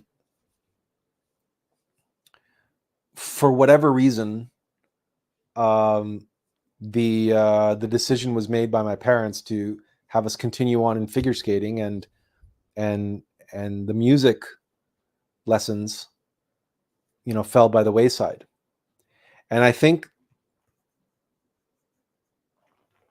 if I recall correctly, one of the considerations was the fact that the music school, the teacher who was teaching organ, we outgrew the organ teacher or something, like, because there really were just a piano teacher. And then, so in other words, we couldn't continue learning the organ. We had this organ, and so we would have had to like get rid of the organ and buy a piano, and that would have been, a huge cost associated with it and everything else. So, like I said, Hungarian immigrants and not a lot of money and big mortgages and all kinds of other considerations. And figure skating was an expensive sport. So, long story short, music ended up on the cutting room floor. And that's one of the things that I still regret, because it would have been a nice, obviously figure skating,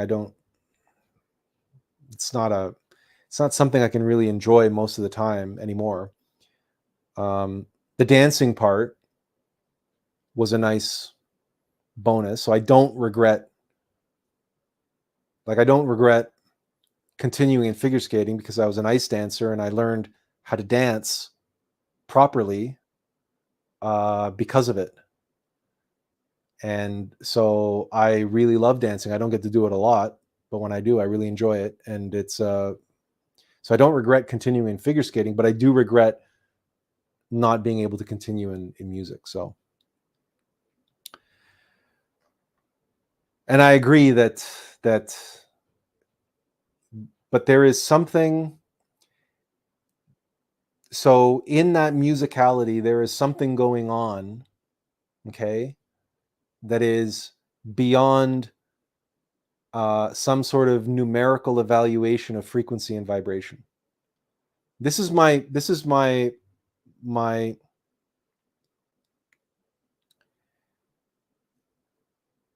concern, is that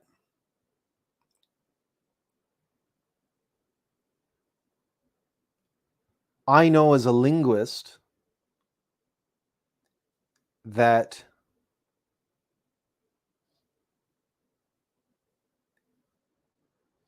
there is more to meaning than just the symbols or just the sounds or the way that they're all put together. Just as I imagine a musician has a way of understanding music that the layperson can't appreciate, or the layperson doesn't appreciate it in the same way that a musician does. And that notes, there are definite feelings and associated with certain notes. Notes are music. There is a connection between music and mathematics, but that connection is not quantitative. It's qualitative. And if it's qualitative, then the terms frequency and vibration somehow do not capture that aspect of it. Because high frequency and low frequency, and there is something missing from that binary duality way of talking about creation. And I know that mathematicians, they think they understand music, or if you apply quantitative mathematical analysis to music, you can go through a reductionist process, but not a creative one. Creation is a qualitative process. It's not a quantitative process. And it is in that spirit, is it in that essence, that frequency, if you want to call it that, for lack of a better word, the word is not quantitative. It has a quantitative effect on substance to produce the required vibration that it is infusing its essence into. But its essence is not quantitative. Its essence is qualitative. And so there is a qualitative value, a qualitative aspect that, for me anyway, for because I'm not a musician and I don't understand that language, and I you know, but we know that there are sounds that are pleasing, and there are sounds that are disturbing, and there are sounds that are exciting, and there's sounds that then we can be moved by music. We can be moved to tears. We can be moved to laughter. We can be moved to joy. And these are obviously sounds. They're frequencies, they're vibrations that are affecting us in those ways. So there is something going on there. A qualitative effect is being made by a quantitative interaction. But that means the quantitative action carries with it a qualitative essence. And that is, again, what we say, we use the term resonate with. That's what moves us. That's what resonates within us. And so it's a union of those two things, obviously. But just as the tea bag is an essence that's in the tea, that's infused into the tea, it's the flavor of it is something that goes beyond quantity. And the experience of it is not quantitative, it's qualitative. Tea and coffee, both. These are substance, except for the people like, long haul truckers and whatever, and people who drink it for the caffeine alone, right? They drink copious amounts of coffee, let's say. But for everybody else, it's amazing because many people can be satisfied with just a very small little teacup or even an espresso. It's not a quantitative experience, tea and coffee. It's a qualitative one. It's just something to consider when we meditate on this whole issue around frequency and vibration. To me, frequency and vibration is a reductionist way of thinking about things and trying to understand things. It's reductionist. To me, the word is beyond all of that. It's much more than that. I'm not saying that frequency doesn't play a role and that obviously vibration doesn't play a role in the unfoldment of the word. But on this point, I take the Bible at its word when it says the Spirit hovered over the void, the waters of the deep, and the darkness comprehended it not. On this point, I think the Bible gets it correct. That the true nature of the word is beyond our comprehension. And that until the word is spoken, it exists in a form which is formless. It's an essence, it's a spirit. Is that a frequency? Is that a number? I'm not so sure. I'm not so sure. despite the fact that you can write musical notes on a page. Well, you can write language on a page too. But when you read it, you got to read it and you read it out loud. So it's this is what I mean. This is why I say the darkness comprehended it not. At our level of experience, and maybe there's no level of experience that can experience it any other way. And maybe why it has to be, and why it's so, there's something that doesn't sit right with me at the highest levels, is because I know that love cannot be reduced. That selflessness cannot be contained or reduced. That it's infinite. And that's the nature of the Christ. And that it cannot be reduced. And my experience of the Christ cannot be reduced. And that any attempt of a reductionistic interpretation or reductionist definition, it's like there's something about it which is trying to put God into a box or God into a pigeonhole, or that's somehow doesn't sit well with me. And when I say it could be my biases, it could also be my experience, that I don't experience it that way. I don't.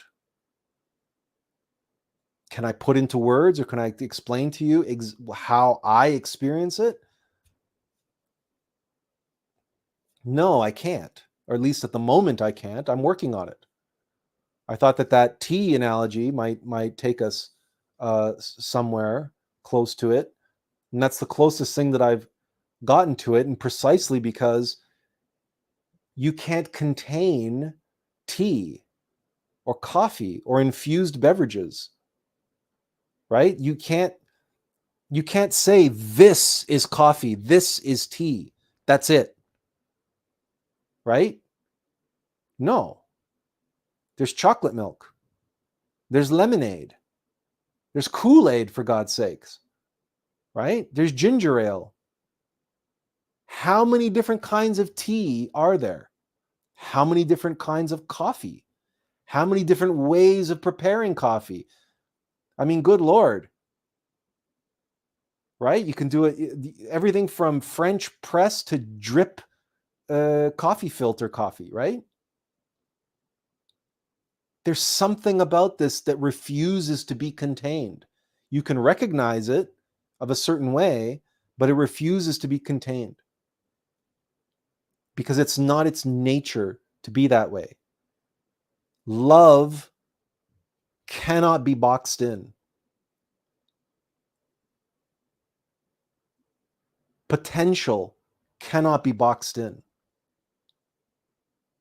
The infinite cannot be boxed in. And I'm just sharing with you, this is the place where I come from. If you want to call that bias, then feel free to do so. But from my perspective, I just have an objective experience of the Christ, which says it's not limited. That's not to say that creation and that vibration and frequency that creation isn't this glorious, miraculous symphony, opera. Certainly on this planet, it's an opera. It's a soap opera, if we really want to get down to brass tacks. And it's this tremendous opera being played on all of these different levels of reality, and that certainly means that these notes are being played on this multi-octavial, I must be a word, this multi-octavial spectrum.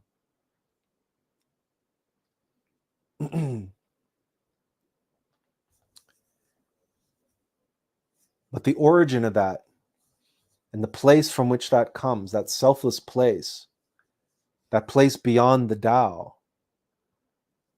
that place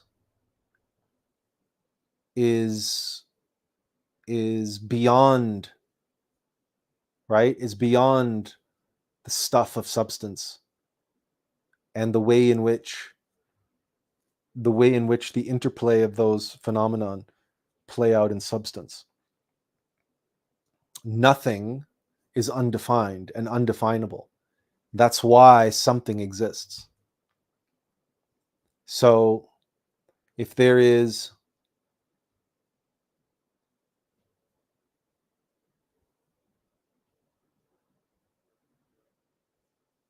so that's really where it comes down to. And so when you go within yourself,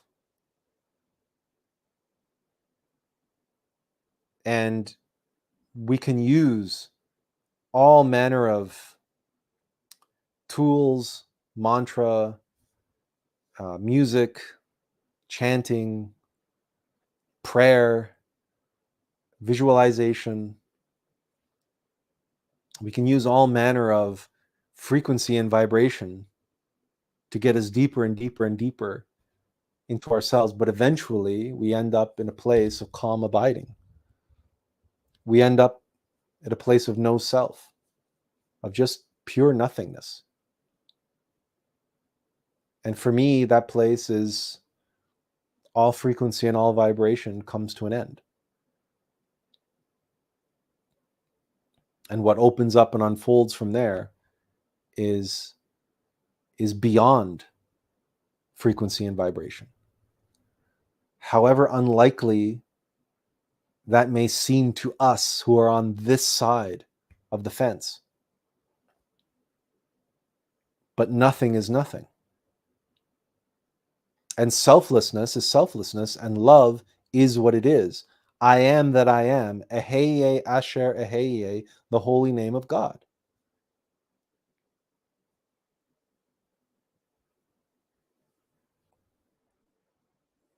And that's why the Taoists and the Buddhists agree on this point. And that's why the Bible agrees on this point. And that's why Eheye Asher Eheye is a Hebrew expression, I am that I am, agrees on this point.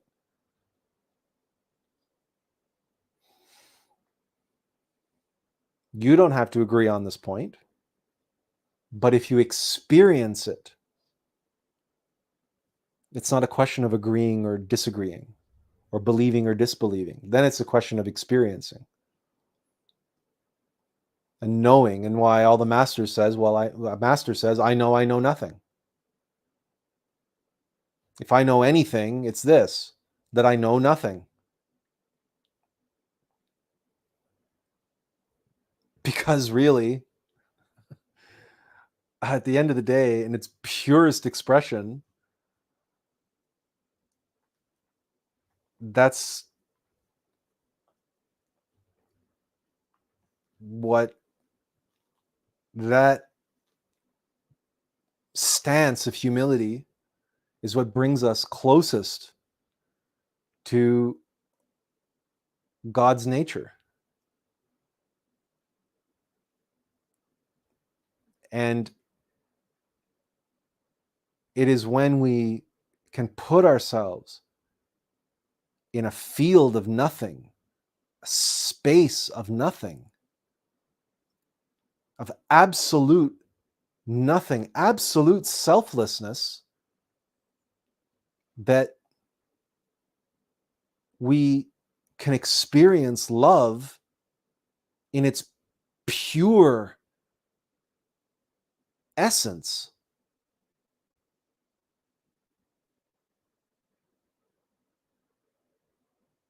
And from that pure essence perspective, anything and everything we ever experience from that point forward, nothing will be the same.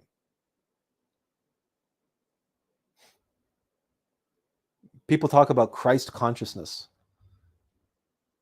People talk about Christ consciousness all the time. Christ consciousness is up here. Christ consciousness is the world of Absolute. Christ consciousness belongs to the Christ, who is love, who is the living, breathing Tao and the living, breathing word in activity in the universe and on all levels of manifest reality.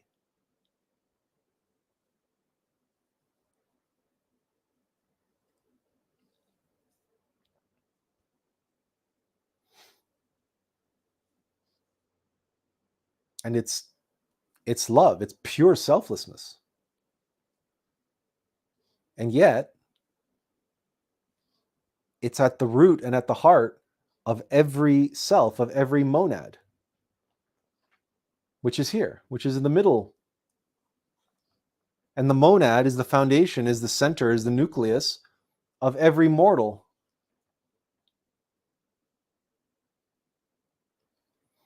We are a trinity of trinities because Christ consciousness is the upper trinity, the monad is the middle trinity, and the false self, mind and body, but also also energy. So it's mind and body and energy. There's another trinity. The energy body and the physical body are one. The energy body is foundational to the physical body. So it's mind, emotions, and body. But all of this, we are a trinity of trinities. And that's why we get the number 9.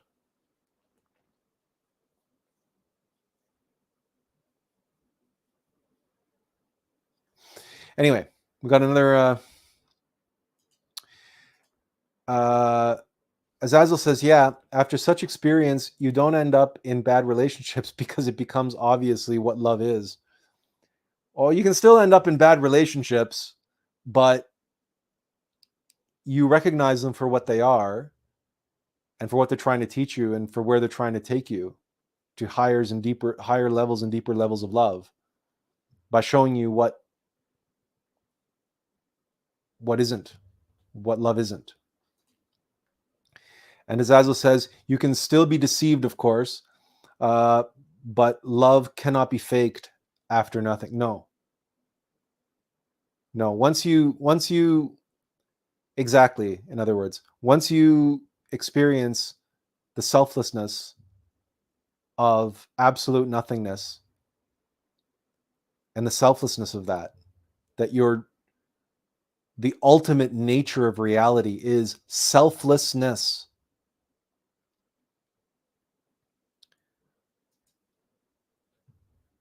What else is there but giving unconditionally? What else can there be but unconditional love?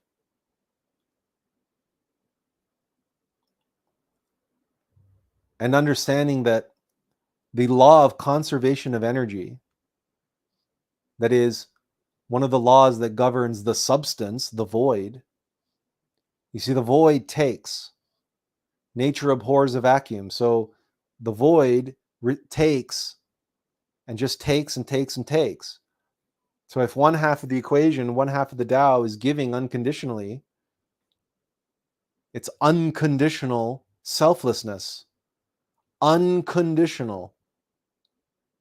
The void, the substance, the other half of that equation, by definition, is conditioned. And it takes and it hoards that which it receives conditionally, because that's the self. That's selfishness, in other words. If one side is selflessness, the other side is selfishness. And as the creator, we have no choice but to work within that framework. Because just like an artist works within the framework of the medium that they have chosen, a sculptor works within the limits of stone or wood, or, well, a sculptor is not wood, right? Bronze or whatever they make their sculptures out of. A carver works with wood. A potter works with clay. A painter works with paint, etc. A musician works with musical notes and perhaps whatever instrument they specialize in. And then you have filmmakers and all the other art forms that there are, dancers and singers, and they all have to work within the limits, the substantial limits of whatever medium or media or multimedia that they're working with. And those limits bring out the creative potential of the artist. The more limits there are, sometimes the greater the limits, the greater the work of art. Because as the substantial limits, as the constraints placed upon the act of creation become more and more substantial in nature, the creator, the artist, digs deeper within themselves and seeks to inspire others that they're working with. In the case of, let's say, a filmmaker, and calls upon themselves and everyone they're working with to dig deep and find greater creativity, ingenuity, problem solving, workarounds, creative workarounds to all these overbearing constraints that are becoming more and more substantial. Now listen to the language being used. That the substance is containing and constraining. It is creating tension, and it is increasing that tension. That requires the creativity, the imagination, the inspiration, the intuition, the inspiration to become more intense in keeping with and to balance out and to not just match, but overcome the constraints of the substantiation of the substance. So you can look to many, many examples from history. A recent one in our lifetimes, if you're old enough, certainly in my lifetime, was the movie Jaws, which was considered by many to be basically one of the first summer blockbuster films. And it was a disaster. Steven Spielberg was a very young filmmaker at the time, and he had this vision of making this terrifying film about this giant great white shark off the coast of the eastern U.S., of Maine, or whatever it was, and it was just a filmmaking disaster. And the shark didn't work properly, and there were just so many different problems associated with that film shoot. It's become legendary in the industry how it was just a complete and total disaster, and he went way over budget and everything else, and it was just the whole thing was just a disaster. And yet, out of that disaster came what remains to this day one of his masterpieces and one of the greatest films ever made, and one of the first summer blockbusters ever made. And there are many, many examples. Apocalypse Now is another example from the same era. This time, Francis Ford Coppola, who decided that he was going to self-finance his take on The Heart of Darkness, and he sets it in Vietnam, and it was just a disaster. And actors got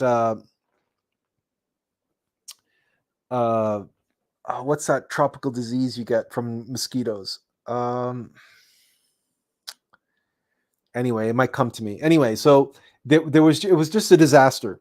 But again, the result is we ended up with one of the greatest films ever made, Apocalypse Now. And there are countless malaria. That's it. Yeah, that's it. It's just, sometimes we just have a blue screen of death, right? Sometimes just things just elude us. So, but if you go back in history, you can look at like the building of famous cathedrals, or you can look at the painting of the Sistine Chapel, and just story after story after story, some of the greatest achievements in human history came under terrible duress, under terrible stress, with everything seemingly stacked against them. And somehow, and not, we look at it in hindsight and we say somehow out of that, all of that seemingly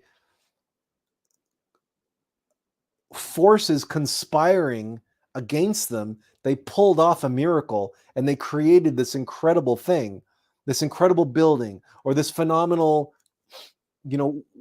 work of art or work of music. Or like, look at Beethoven, for example, and his Ninth Symphony that he wrote, and he completed it such that when it was performed for the first time, he was assistant conducting, and when the symphony was finished, the conductor had to turn him around because he was so deaf he couldn't hear the uproarious applause from the audience. He didn't realize that they loved it. He was that deaf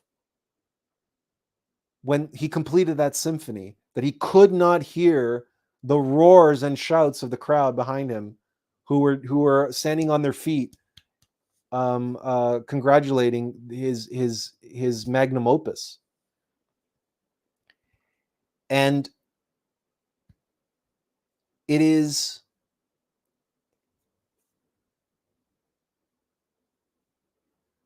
that constraint, it is that substantiation of tension, right? The obstacle of substance that inspires spirit to aspire for greatness, to overcome,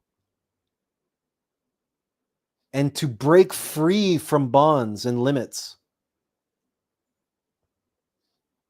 And there's that fantastic quote by Patanjali. You probably know it. It's about inspiration.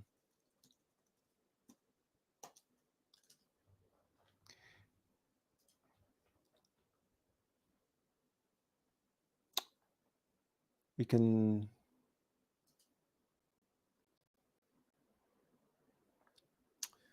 we make this bigger? Yeah, okay. Here.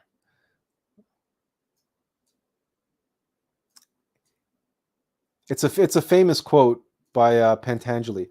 When you are inspired by some great purpose, some extraordinary project, all your thoughts break their bonds. Your mind transcends limitations. Your consciousness expands in every direction, and you find yourself in a new, great, and wonderful world. Dormant forces faculties, and talents become alive, and you discover yourself to be a greater person than you ever dreamed yourself to be. I would argue that the great purpose, some extraordinary project, which is confronted by the constraints, the obstacles, and the tensions of substantial, significant adversarial nature, is what leads to this. Your consciousness expanding in every direction. And these dormant forces and faculties and talents become alive. This is the creative essence, the creative spirit within, rising to the challenge, rising to overcome. And in Gnosis, and indeed in Christianity and Catholicism, at the Last Supper, according to that rite, according to that ritual of the Gnostic unction or the Catholic host, the communion, where we symbolically consume the body and blood of Christ, but what we're actually doing is taking in the Christic forces of the transubstantiation.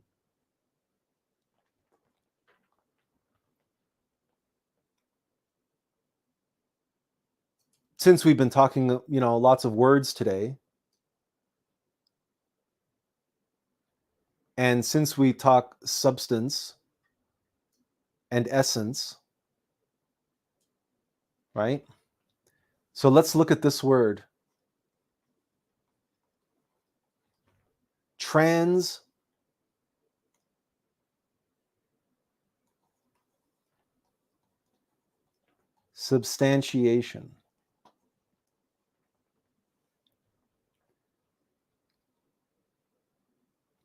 I should have made the S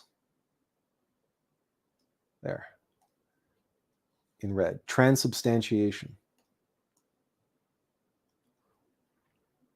And going to put that on screen so you can actually see it. Okay. To trans is to, yeah, thanks. Yeah, thanks. Thanks, Tiffany. Got it. I noticed it this time.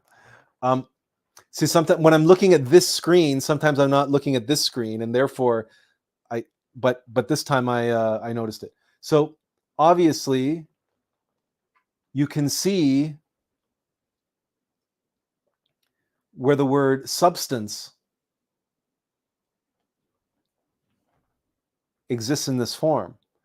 But then the trans, to transcend, to overcome, to change to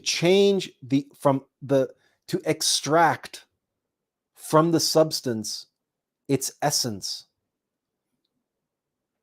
And in the Gnostic ritual of the unction, we use the term transubstantiation. And I believe it's used in Roman Catholicism as well, although it's not, if I recall, it's not spoken directly during Mass. I don't think the priest refers directly to transubstantiation in Mass. I've been to a Catholic Mass enough that I think I would remember if the priest says the transubstantiation. I don't think he does. I think that he sticks to the script from the Bible, from the Last Supper. And Jesus, again, took the cup, he took the bread, he blessed it, he broke it, he gave it to his disciples, and he said, "Take this, all of you, and eat of it, for this is my body, it will be given up for you." And then again, he took the cup, and he blessed it, and gave thanks and praise. And he gave the cup to his disciples and he said, "Take this, all of you, and drink from it. This is the cup of my blood, the blood of the new and everlasting covenant that will be shed for you and for all people so that sins may be forgiven. Do this in memory of me." If I'm not mistaken, that's pretty much word for word out of the Bible, and that's what constitutes the Catholic ritual.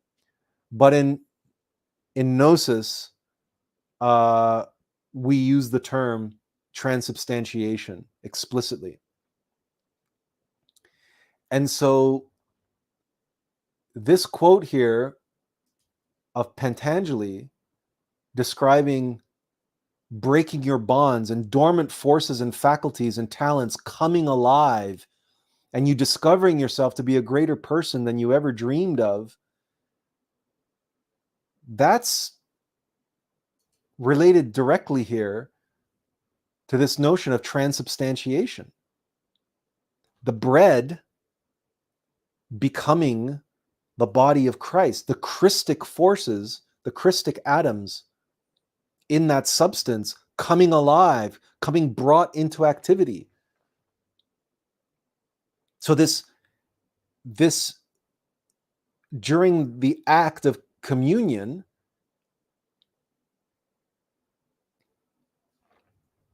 that substance becomes much more than what it was. And it's spirit, it is essence, which makes that happen. And that really is the true spiritual path, is that all of us are born into this body and this personality, and we undergo the great forgetting, and we have to undergo this tremendous process. We call it suffering, and it's really this substantiation, this tension, all of these conflicts and obstacles and adversarial forces that are set against us. Why? So that our essence, our spirit can come alive and we can be inspired to undertake this great project. What is the great project? This is the great project. No, that's no good. The transubstantiation of the self.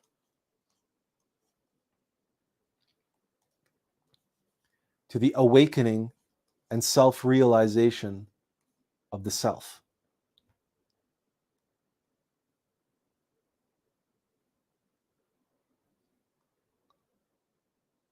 The ultimate expression of this is the path of the Bodhisattva, the death and the resurrection. When one literally dies to the false self and is born again of the waters and the spirit and is born a Christified master, a living God, an embodiment, a living embodiment of the Tao, a living embodiment of the Christ, a Christified master. That is the transubstantiation of the self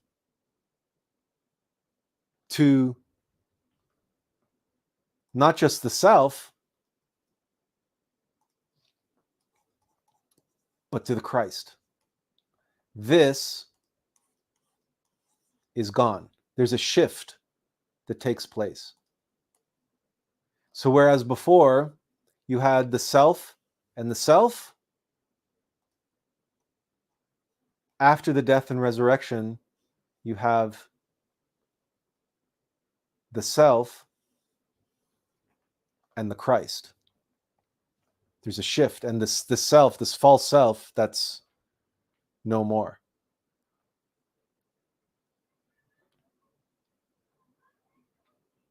And the next level of this, to be a cosmo creator, the next level of this, because there's levels and levels and levels of this, the next level of this transubstantiation is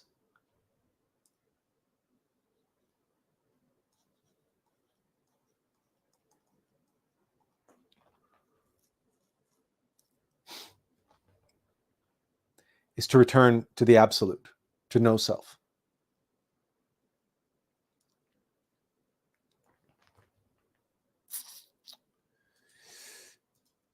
Nigel says, I've heard Masons do this in their initiation ritual with hitting the person on the head with a club type object to knock them out and be reborn after coming to.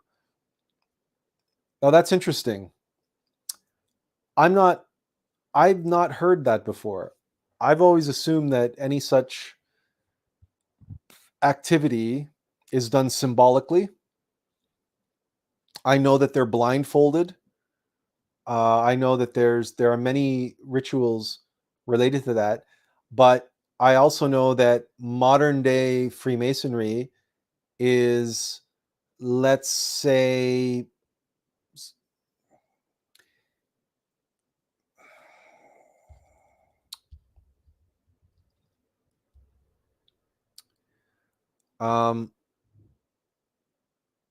what's the right word? To be, what's the right word? Courteous? No, not courteous. To be charitable. Many lodges are, degenerated, or modern day Freemasonry has become infiltrated by the Black Lodge and degenerated as a result.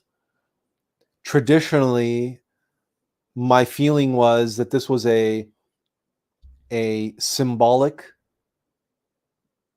the initiate undergoes a symbolic murder of Hiram Abif.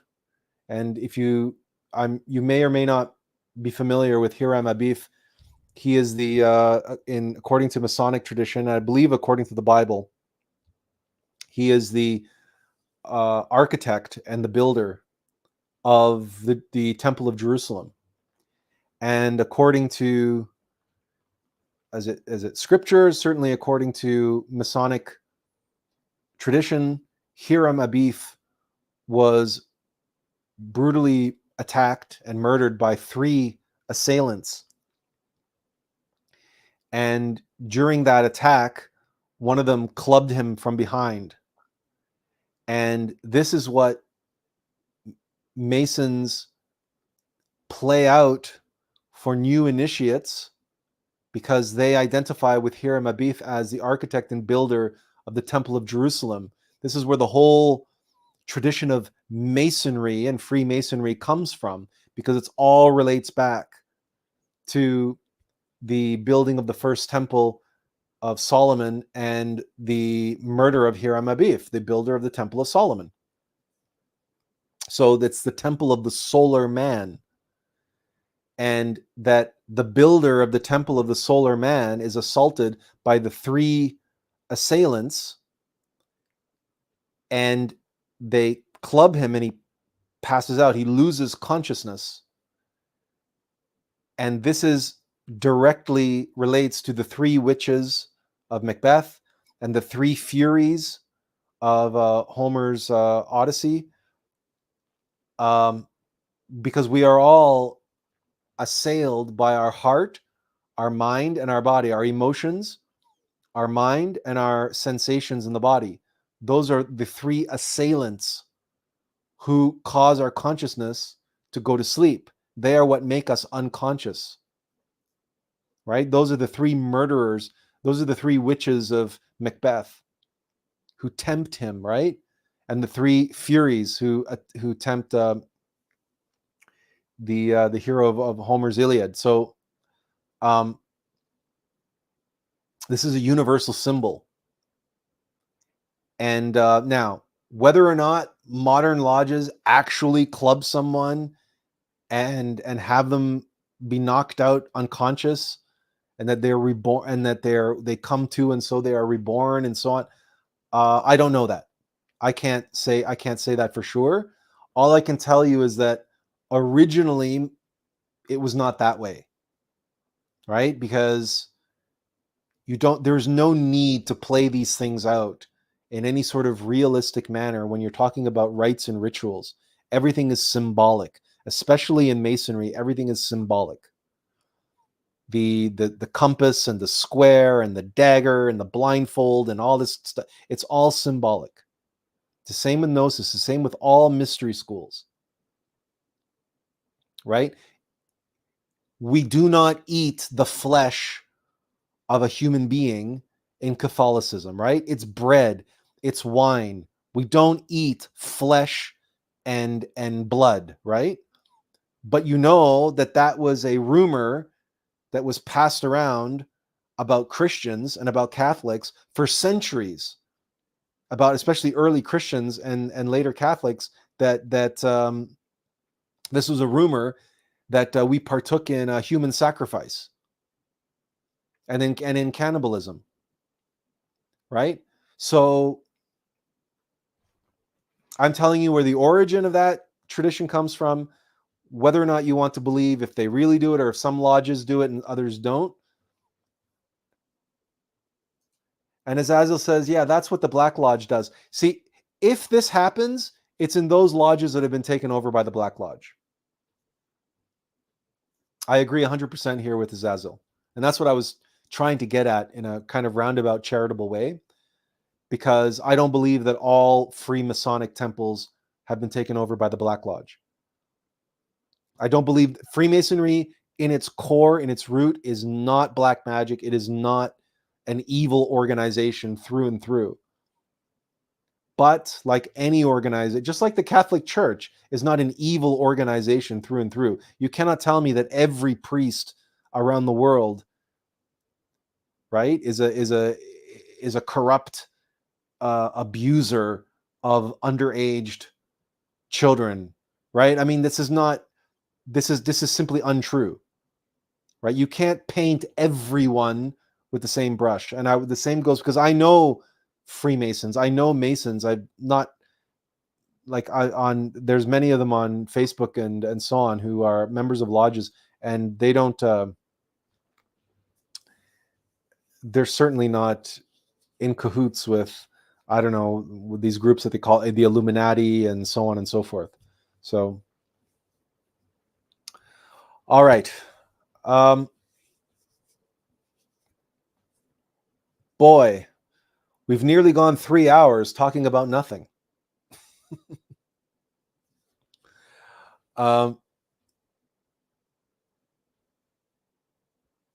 But hopefully this helps put into some context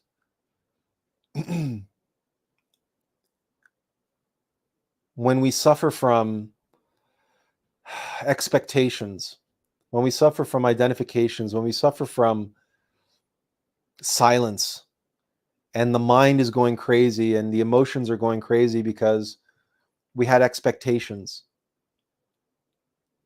And the true nature of love is selflessness, and selflessness has no expectations, and it has no regrets, and it has no disappointment, because it expects nothing. It has no expectations. Selflessness, love, unconditional. And so if we take the time and we go into meditation and we get to a place of shunyata, or calm abiding, and just be there, just sit with there and just allow yourself to experience that. And then bring that to your everyday practice, wherever you are, whatever you're doing. Bring some of that emptiness, some of that nothingness to bear on wherever you are, and be an empty cup, and allow whatever it is that you face, when you face the world of substance and you face those constraints moving in on you and becoming more and more substantive in creating this tension, that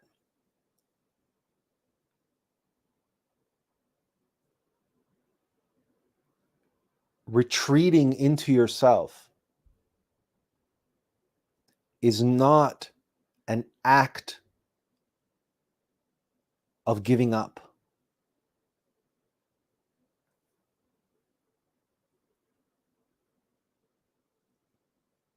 Like a few weeks ago when we said, let it be. When you go within and you go quiet and you seek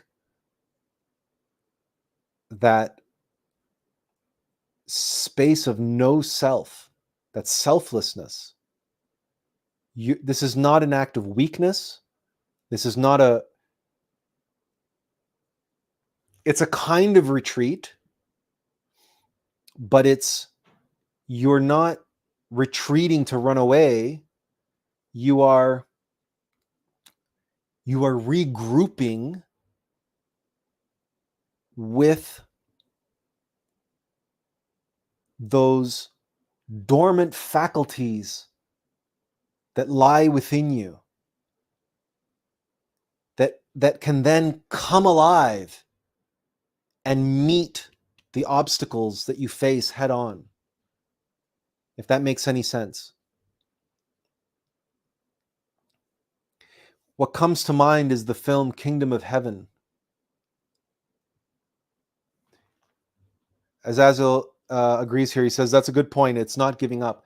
What comes to mind is the Kingdom of Heaven, that movie, Ridley Scott's very underrated movie. I recommend the director's cut of that movie. It's the director's cut is superior to the theatrical cut. It's longer, but it's superior. And in the climax of the film,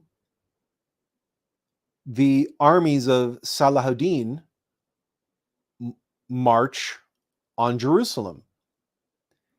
And Balian is charged with the defense of Jerusalem.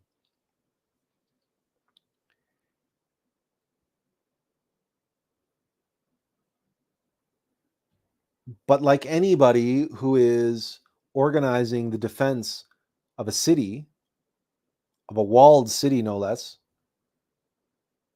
armies in those days, they don't advance like modern day armies do with long distance strikes and guided missiles and fighter jets and all this other stuff, right? They didn't even have any motorized vehicles at that time. So it took days.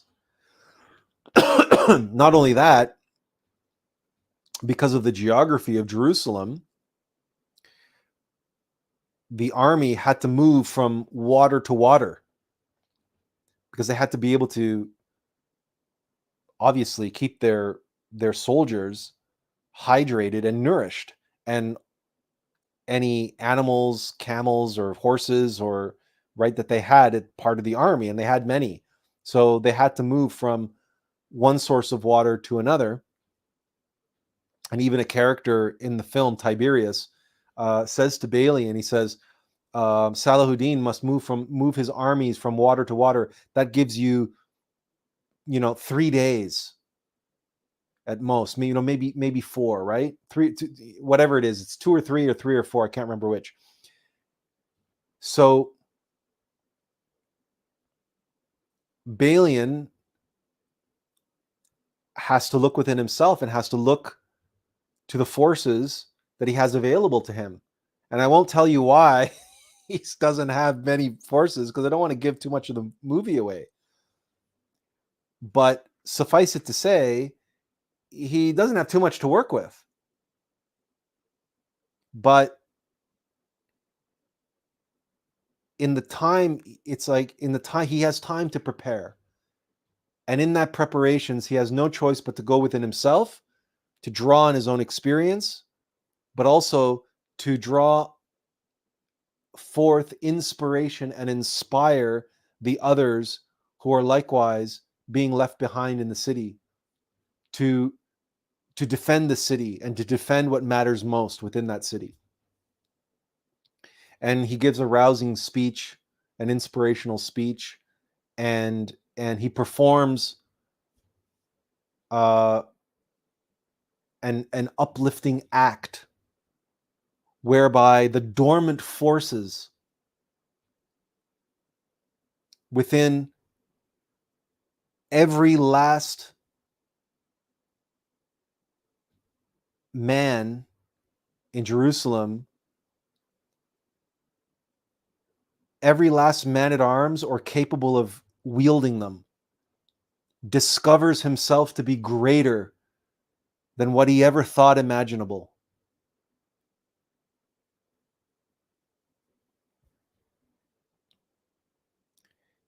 And and Salahuddin's army arrives, and the climax of the film unfolds.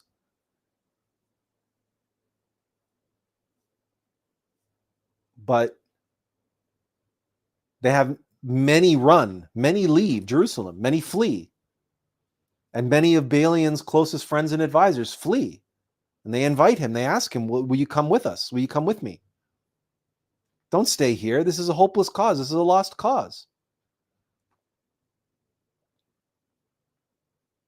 And Balian says, no. He says, like, I'm a knight. I was charged by my father to defend this city and to defend the people behind these walls, and I will do so. That is my duty. I took an oath. That is my oath, and I will fulfill it.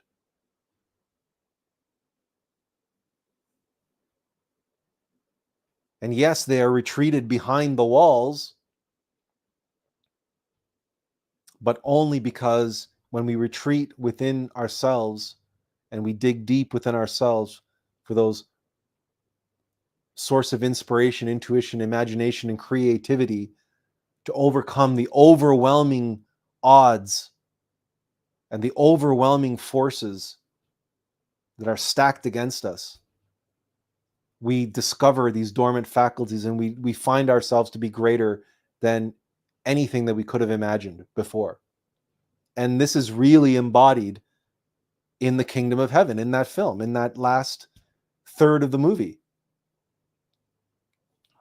And anyway, it's in the third act of the movie. It's the final act of the movie, the climax of the movie, the battle for Jerusalem. And it doesn't surprise me at all why the film is so underrated, and while people don't understand it, they miss it, they just don't get it, because how many people comprehend the transubstantiation, and how many people comprehend the relationship between the word and the substance, and the game that we are all playing, right? Everybody thinks that they're playing a game all right, but they're playing by a different set of rules than those of us who are playing this game from the top down, not from the bottom up. We're not playing a game locked. We're not playing a game of substance. We're not playing the game of materialist reality. We are here taking on this challenge, the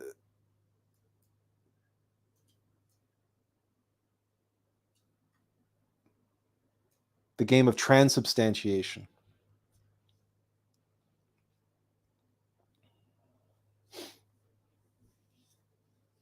Not a game of conditions, but the game that seeks the unconditional love of pure selflessness, of nothingness.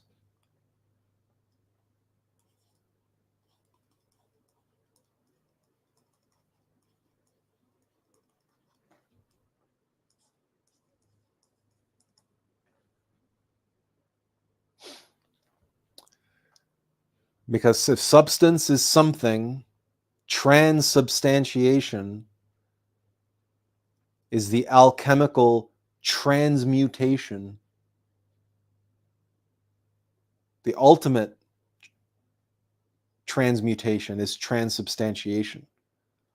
Transmutation is turning one base metal into another, turning lead into gold, right? That's a transmutation. But transubstantiation is turning the gold into spirit,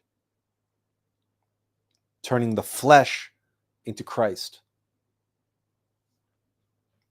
That's the game that we're here playing. If you're truly spiritual, that's the game that we are here playing. And that's why materialistic people and mechanical people and worldly people will never understand those of us who are in the world but not of it. And those of us who are here to help others awaken to the real game and what true success is about. And what do you win? What's there really to win in this game? Say it with me now, everybody. Out loud, say it with me. After today's live stream, what is it that you could possibly hope to win playing the game of transubstantiation? Nothing. There's nothing to win. That's the great, right? What do you win? Nothing. But that's the point. That's the point. Does anybody have any questions? We might as well wrap it up. I might as well, if Tiffany's still around, yeah, there we go. Nothing. There we go. Nothing. We came from nothing and we returned to nothing. The difference is we will know ourselves for having gone through the game of substantiation and transubstantiation. That's the whole point.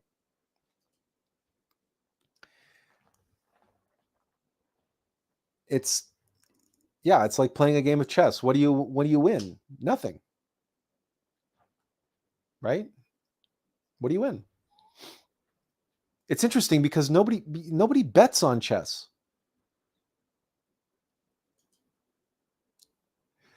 Kundalini King says, so I missed nothing in today's live stream. Exactly. There's nothing to miss. You missed nothing.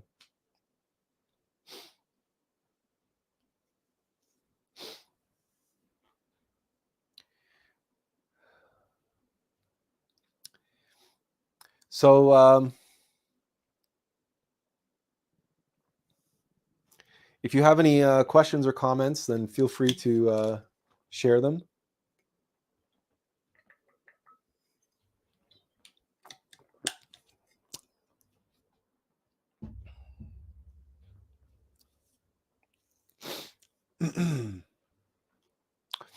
I have to admit that today's topic was again inspired by the obstacles that I've been facing in my life, and the reality that, I thought because a 10 for conscious arts had come to me in meditation but I had added it must be August 10th, right? A10, August 10th must be the date. And it seems that maybe the whole enterprise has to be put on hold because it has to be put on hold because of what's coming over the horizon that we were talking about last week. But I thought it was important to get into this whole notion of expectations and how nothingness is really the way, and allowing and so expecting nothing is more important, because if we expect something or we allow ourselves to get in the way, then we might end up rushing things or doing things out of time. And so that's something that was made apparent to me. And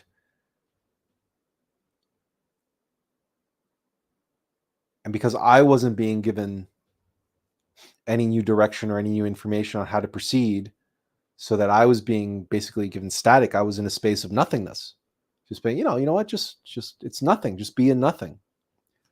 So I said, okay, well, let me share that with all of you. And also explore that together with you. And I recognize the whole frequency and vibration thing is contentious. I recognize that. I understand that. And I need to spend some time in meditation, really going deep into that and see what I'm missing there. So in the meantime, I recognize 100% wholeheartedly with my love of music that I know that that absolutely plays a critical role in all of this and in my understanding of this. It's just that my experience with language and knowing and understanding has somehow been separated from music for whatever reason, despite the fact that I love lyrics and I'm a big fan of lyrics. So how all of this plays out and how all of this comes together, I need to spend more time in meditation to reconcile that. There's some kind of a dichotomy happening here that I haven't reconciled yet, and I need to spend more time in meditation to do that. I'm not I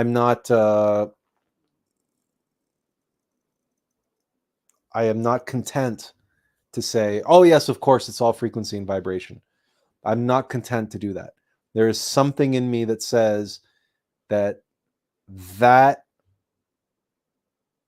is a limiting way, and my experience is beyond that. So I want to try to see in that trinary, triunity way, is there a way that, because remember, one of the things about frequency and vibration is that frequency is this. It's moving between, right? It's up and down, right? It's two-dimensional. So there's a lot of there's something going on there that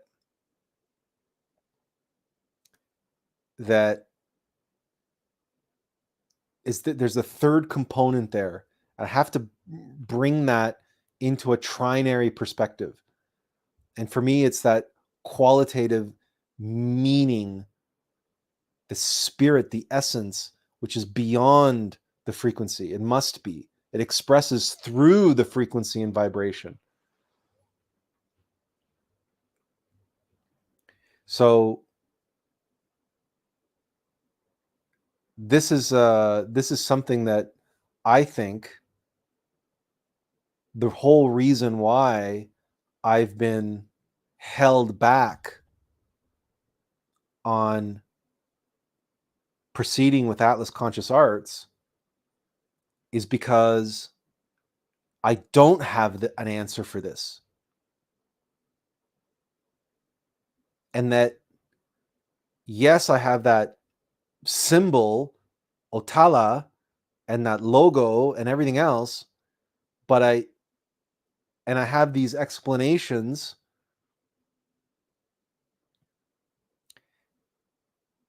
but I don't have a clear and concise, as Tiffany said, in layman's terms.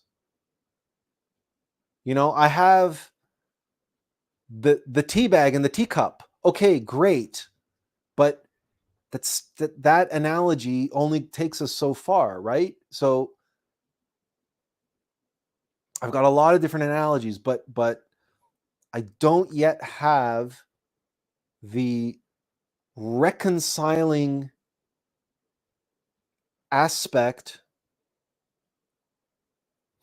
that the third component that we might say, frequency, vibration, and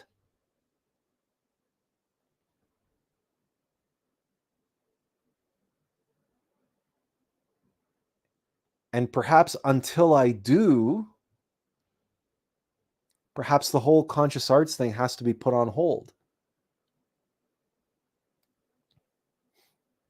Because even in that presentation that I gave last week, I show this, I show that on this here and that here, and and this is how we fall into hell, and then we rise above, and some, but there's something about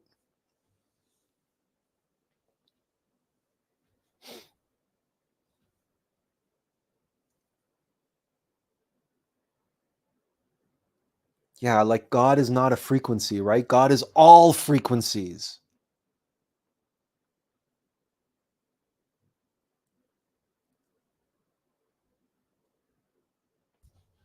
Right? It's limitless light. It's limitless light. That's all frequencies of light and the absolute, right? So it's the full spectrum. But again, then we end up in frequency again. And all those frequency of life, setting everything into vibration that is capable of substance, which is capable of reflecting those frequencies. That's how we see things. So anyway, leave it with me. I've got more work to do. That's clear. That's obvious. Right? Let's see. Kundalini King says, hope all is well. Had my nose deep in the pages of the books. And he also says, great advice. Well, we will see what happens. And Nigel says, maybe the third eye is the key. Well, it's certainly the key for us in terms of our ability to see. The third eye is the pineal gland. It is the gland in the body that's associated with the being, and associated with the consciousness. So in that sense, but again, what the third eye is seeing, we're still, we're looking at a too low a level. Again, I'm coming at this I have to come at this, given the work that I'm here to do. I'm scratching at the door here of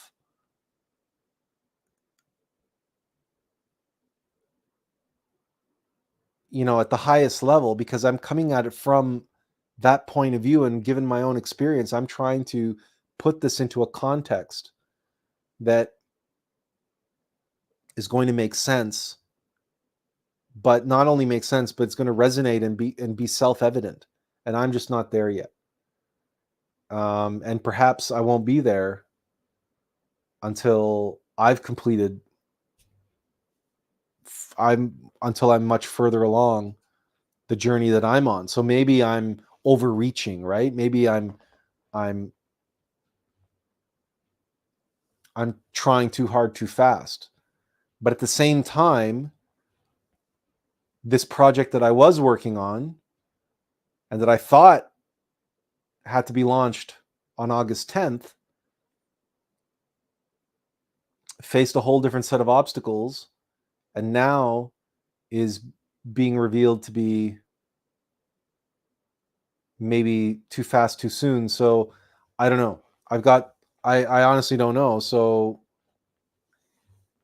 and in the silence of it all, at the moment, I'm left with nothing.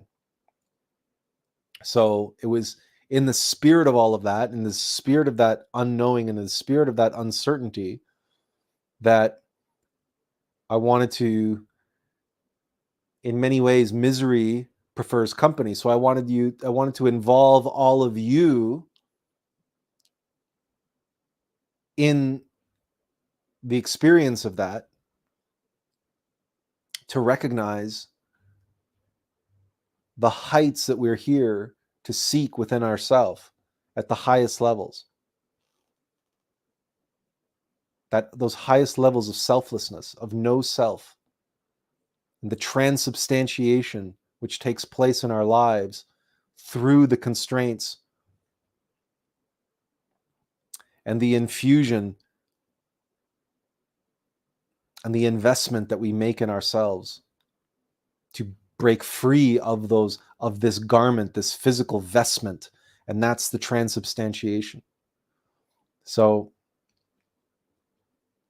anyway, I'm not going to keep repeating myself over and over and over again. Any other comments or questions before we sign off for today?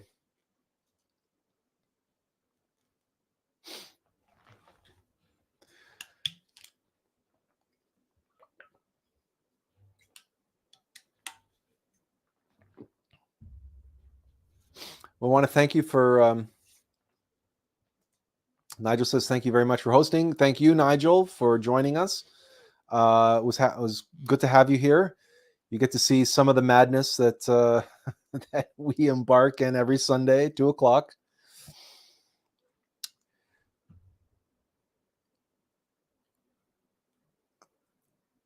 We should be around next weekend, 2:00, same time, 2:00 Eastern. There should be no we don't have anything planned interruptions. So we hope that you all have a good and happy and productive week. It being summertime, if you're going away and going on holiday or having a trip or everything else, then have a safe and enjoyable holiday. Otherwise, if you have the time next week, we look forward to seeing you again next Sunday. We want to thank you again for being here and taking the time to spend your Sunday afternoon with us. And and as always, inferential peace. God bless, and we'll see you again soon. Okay, take care, everyone.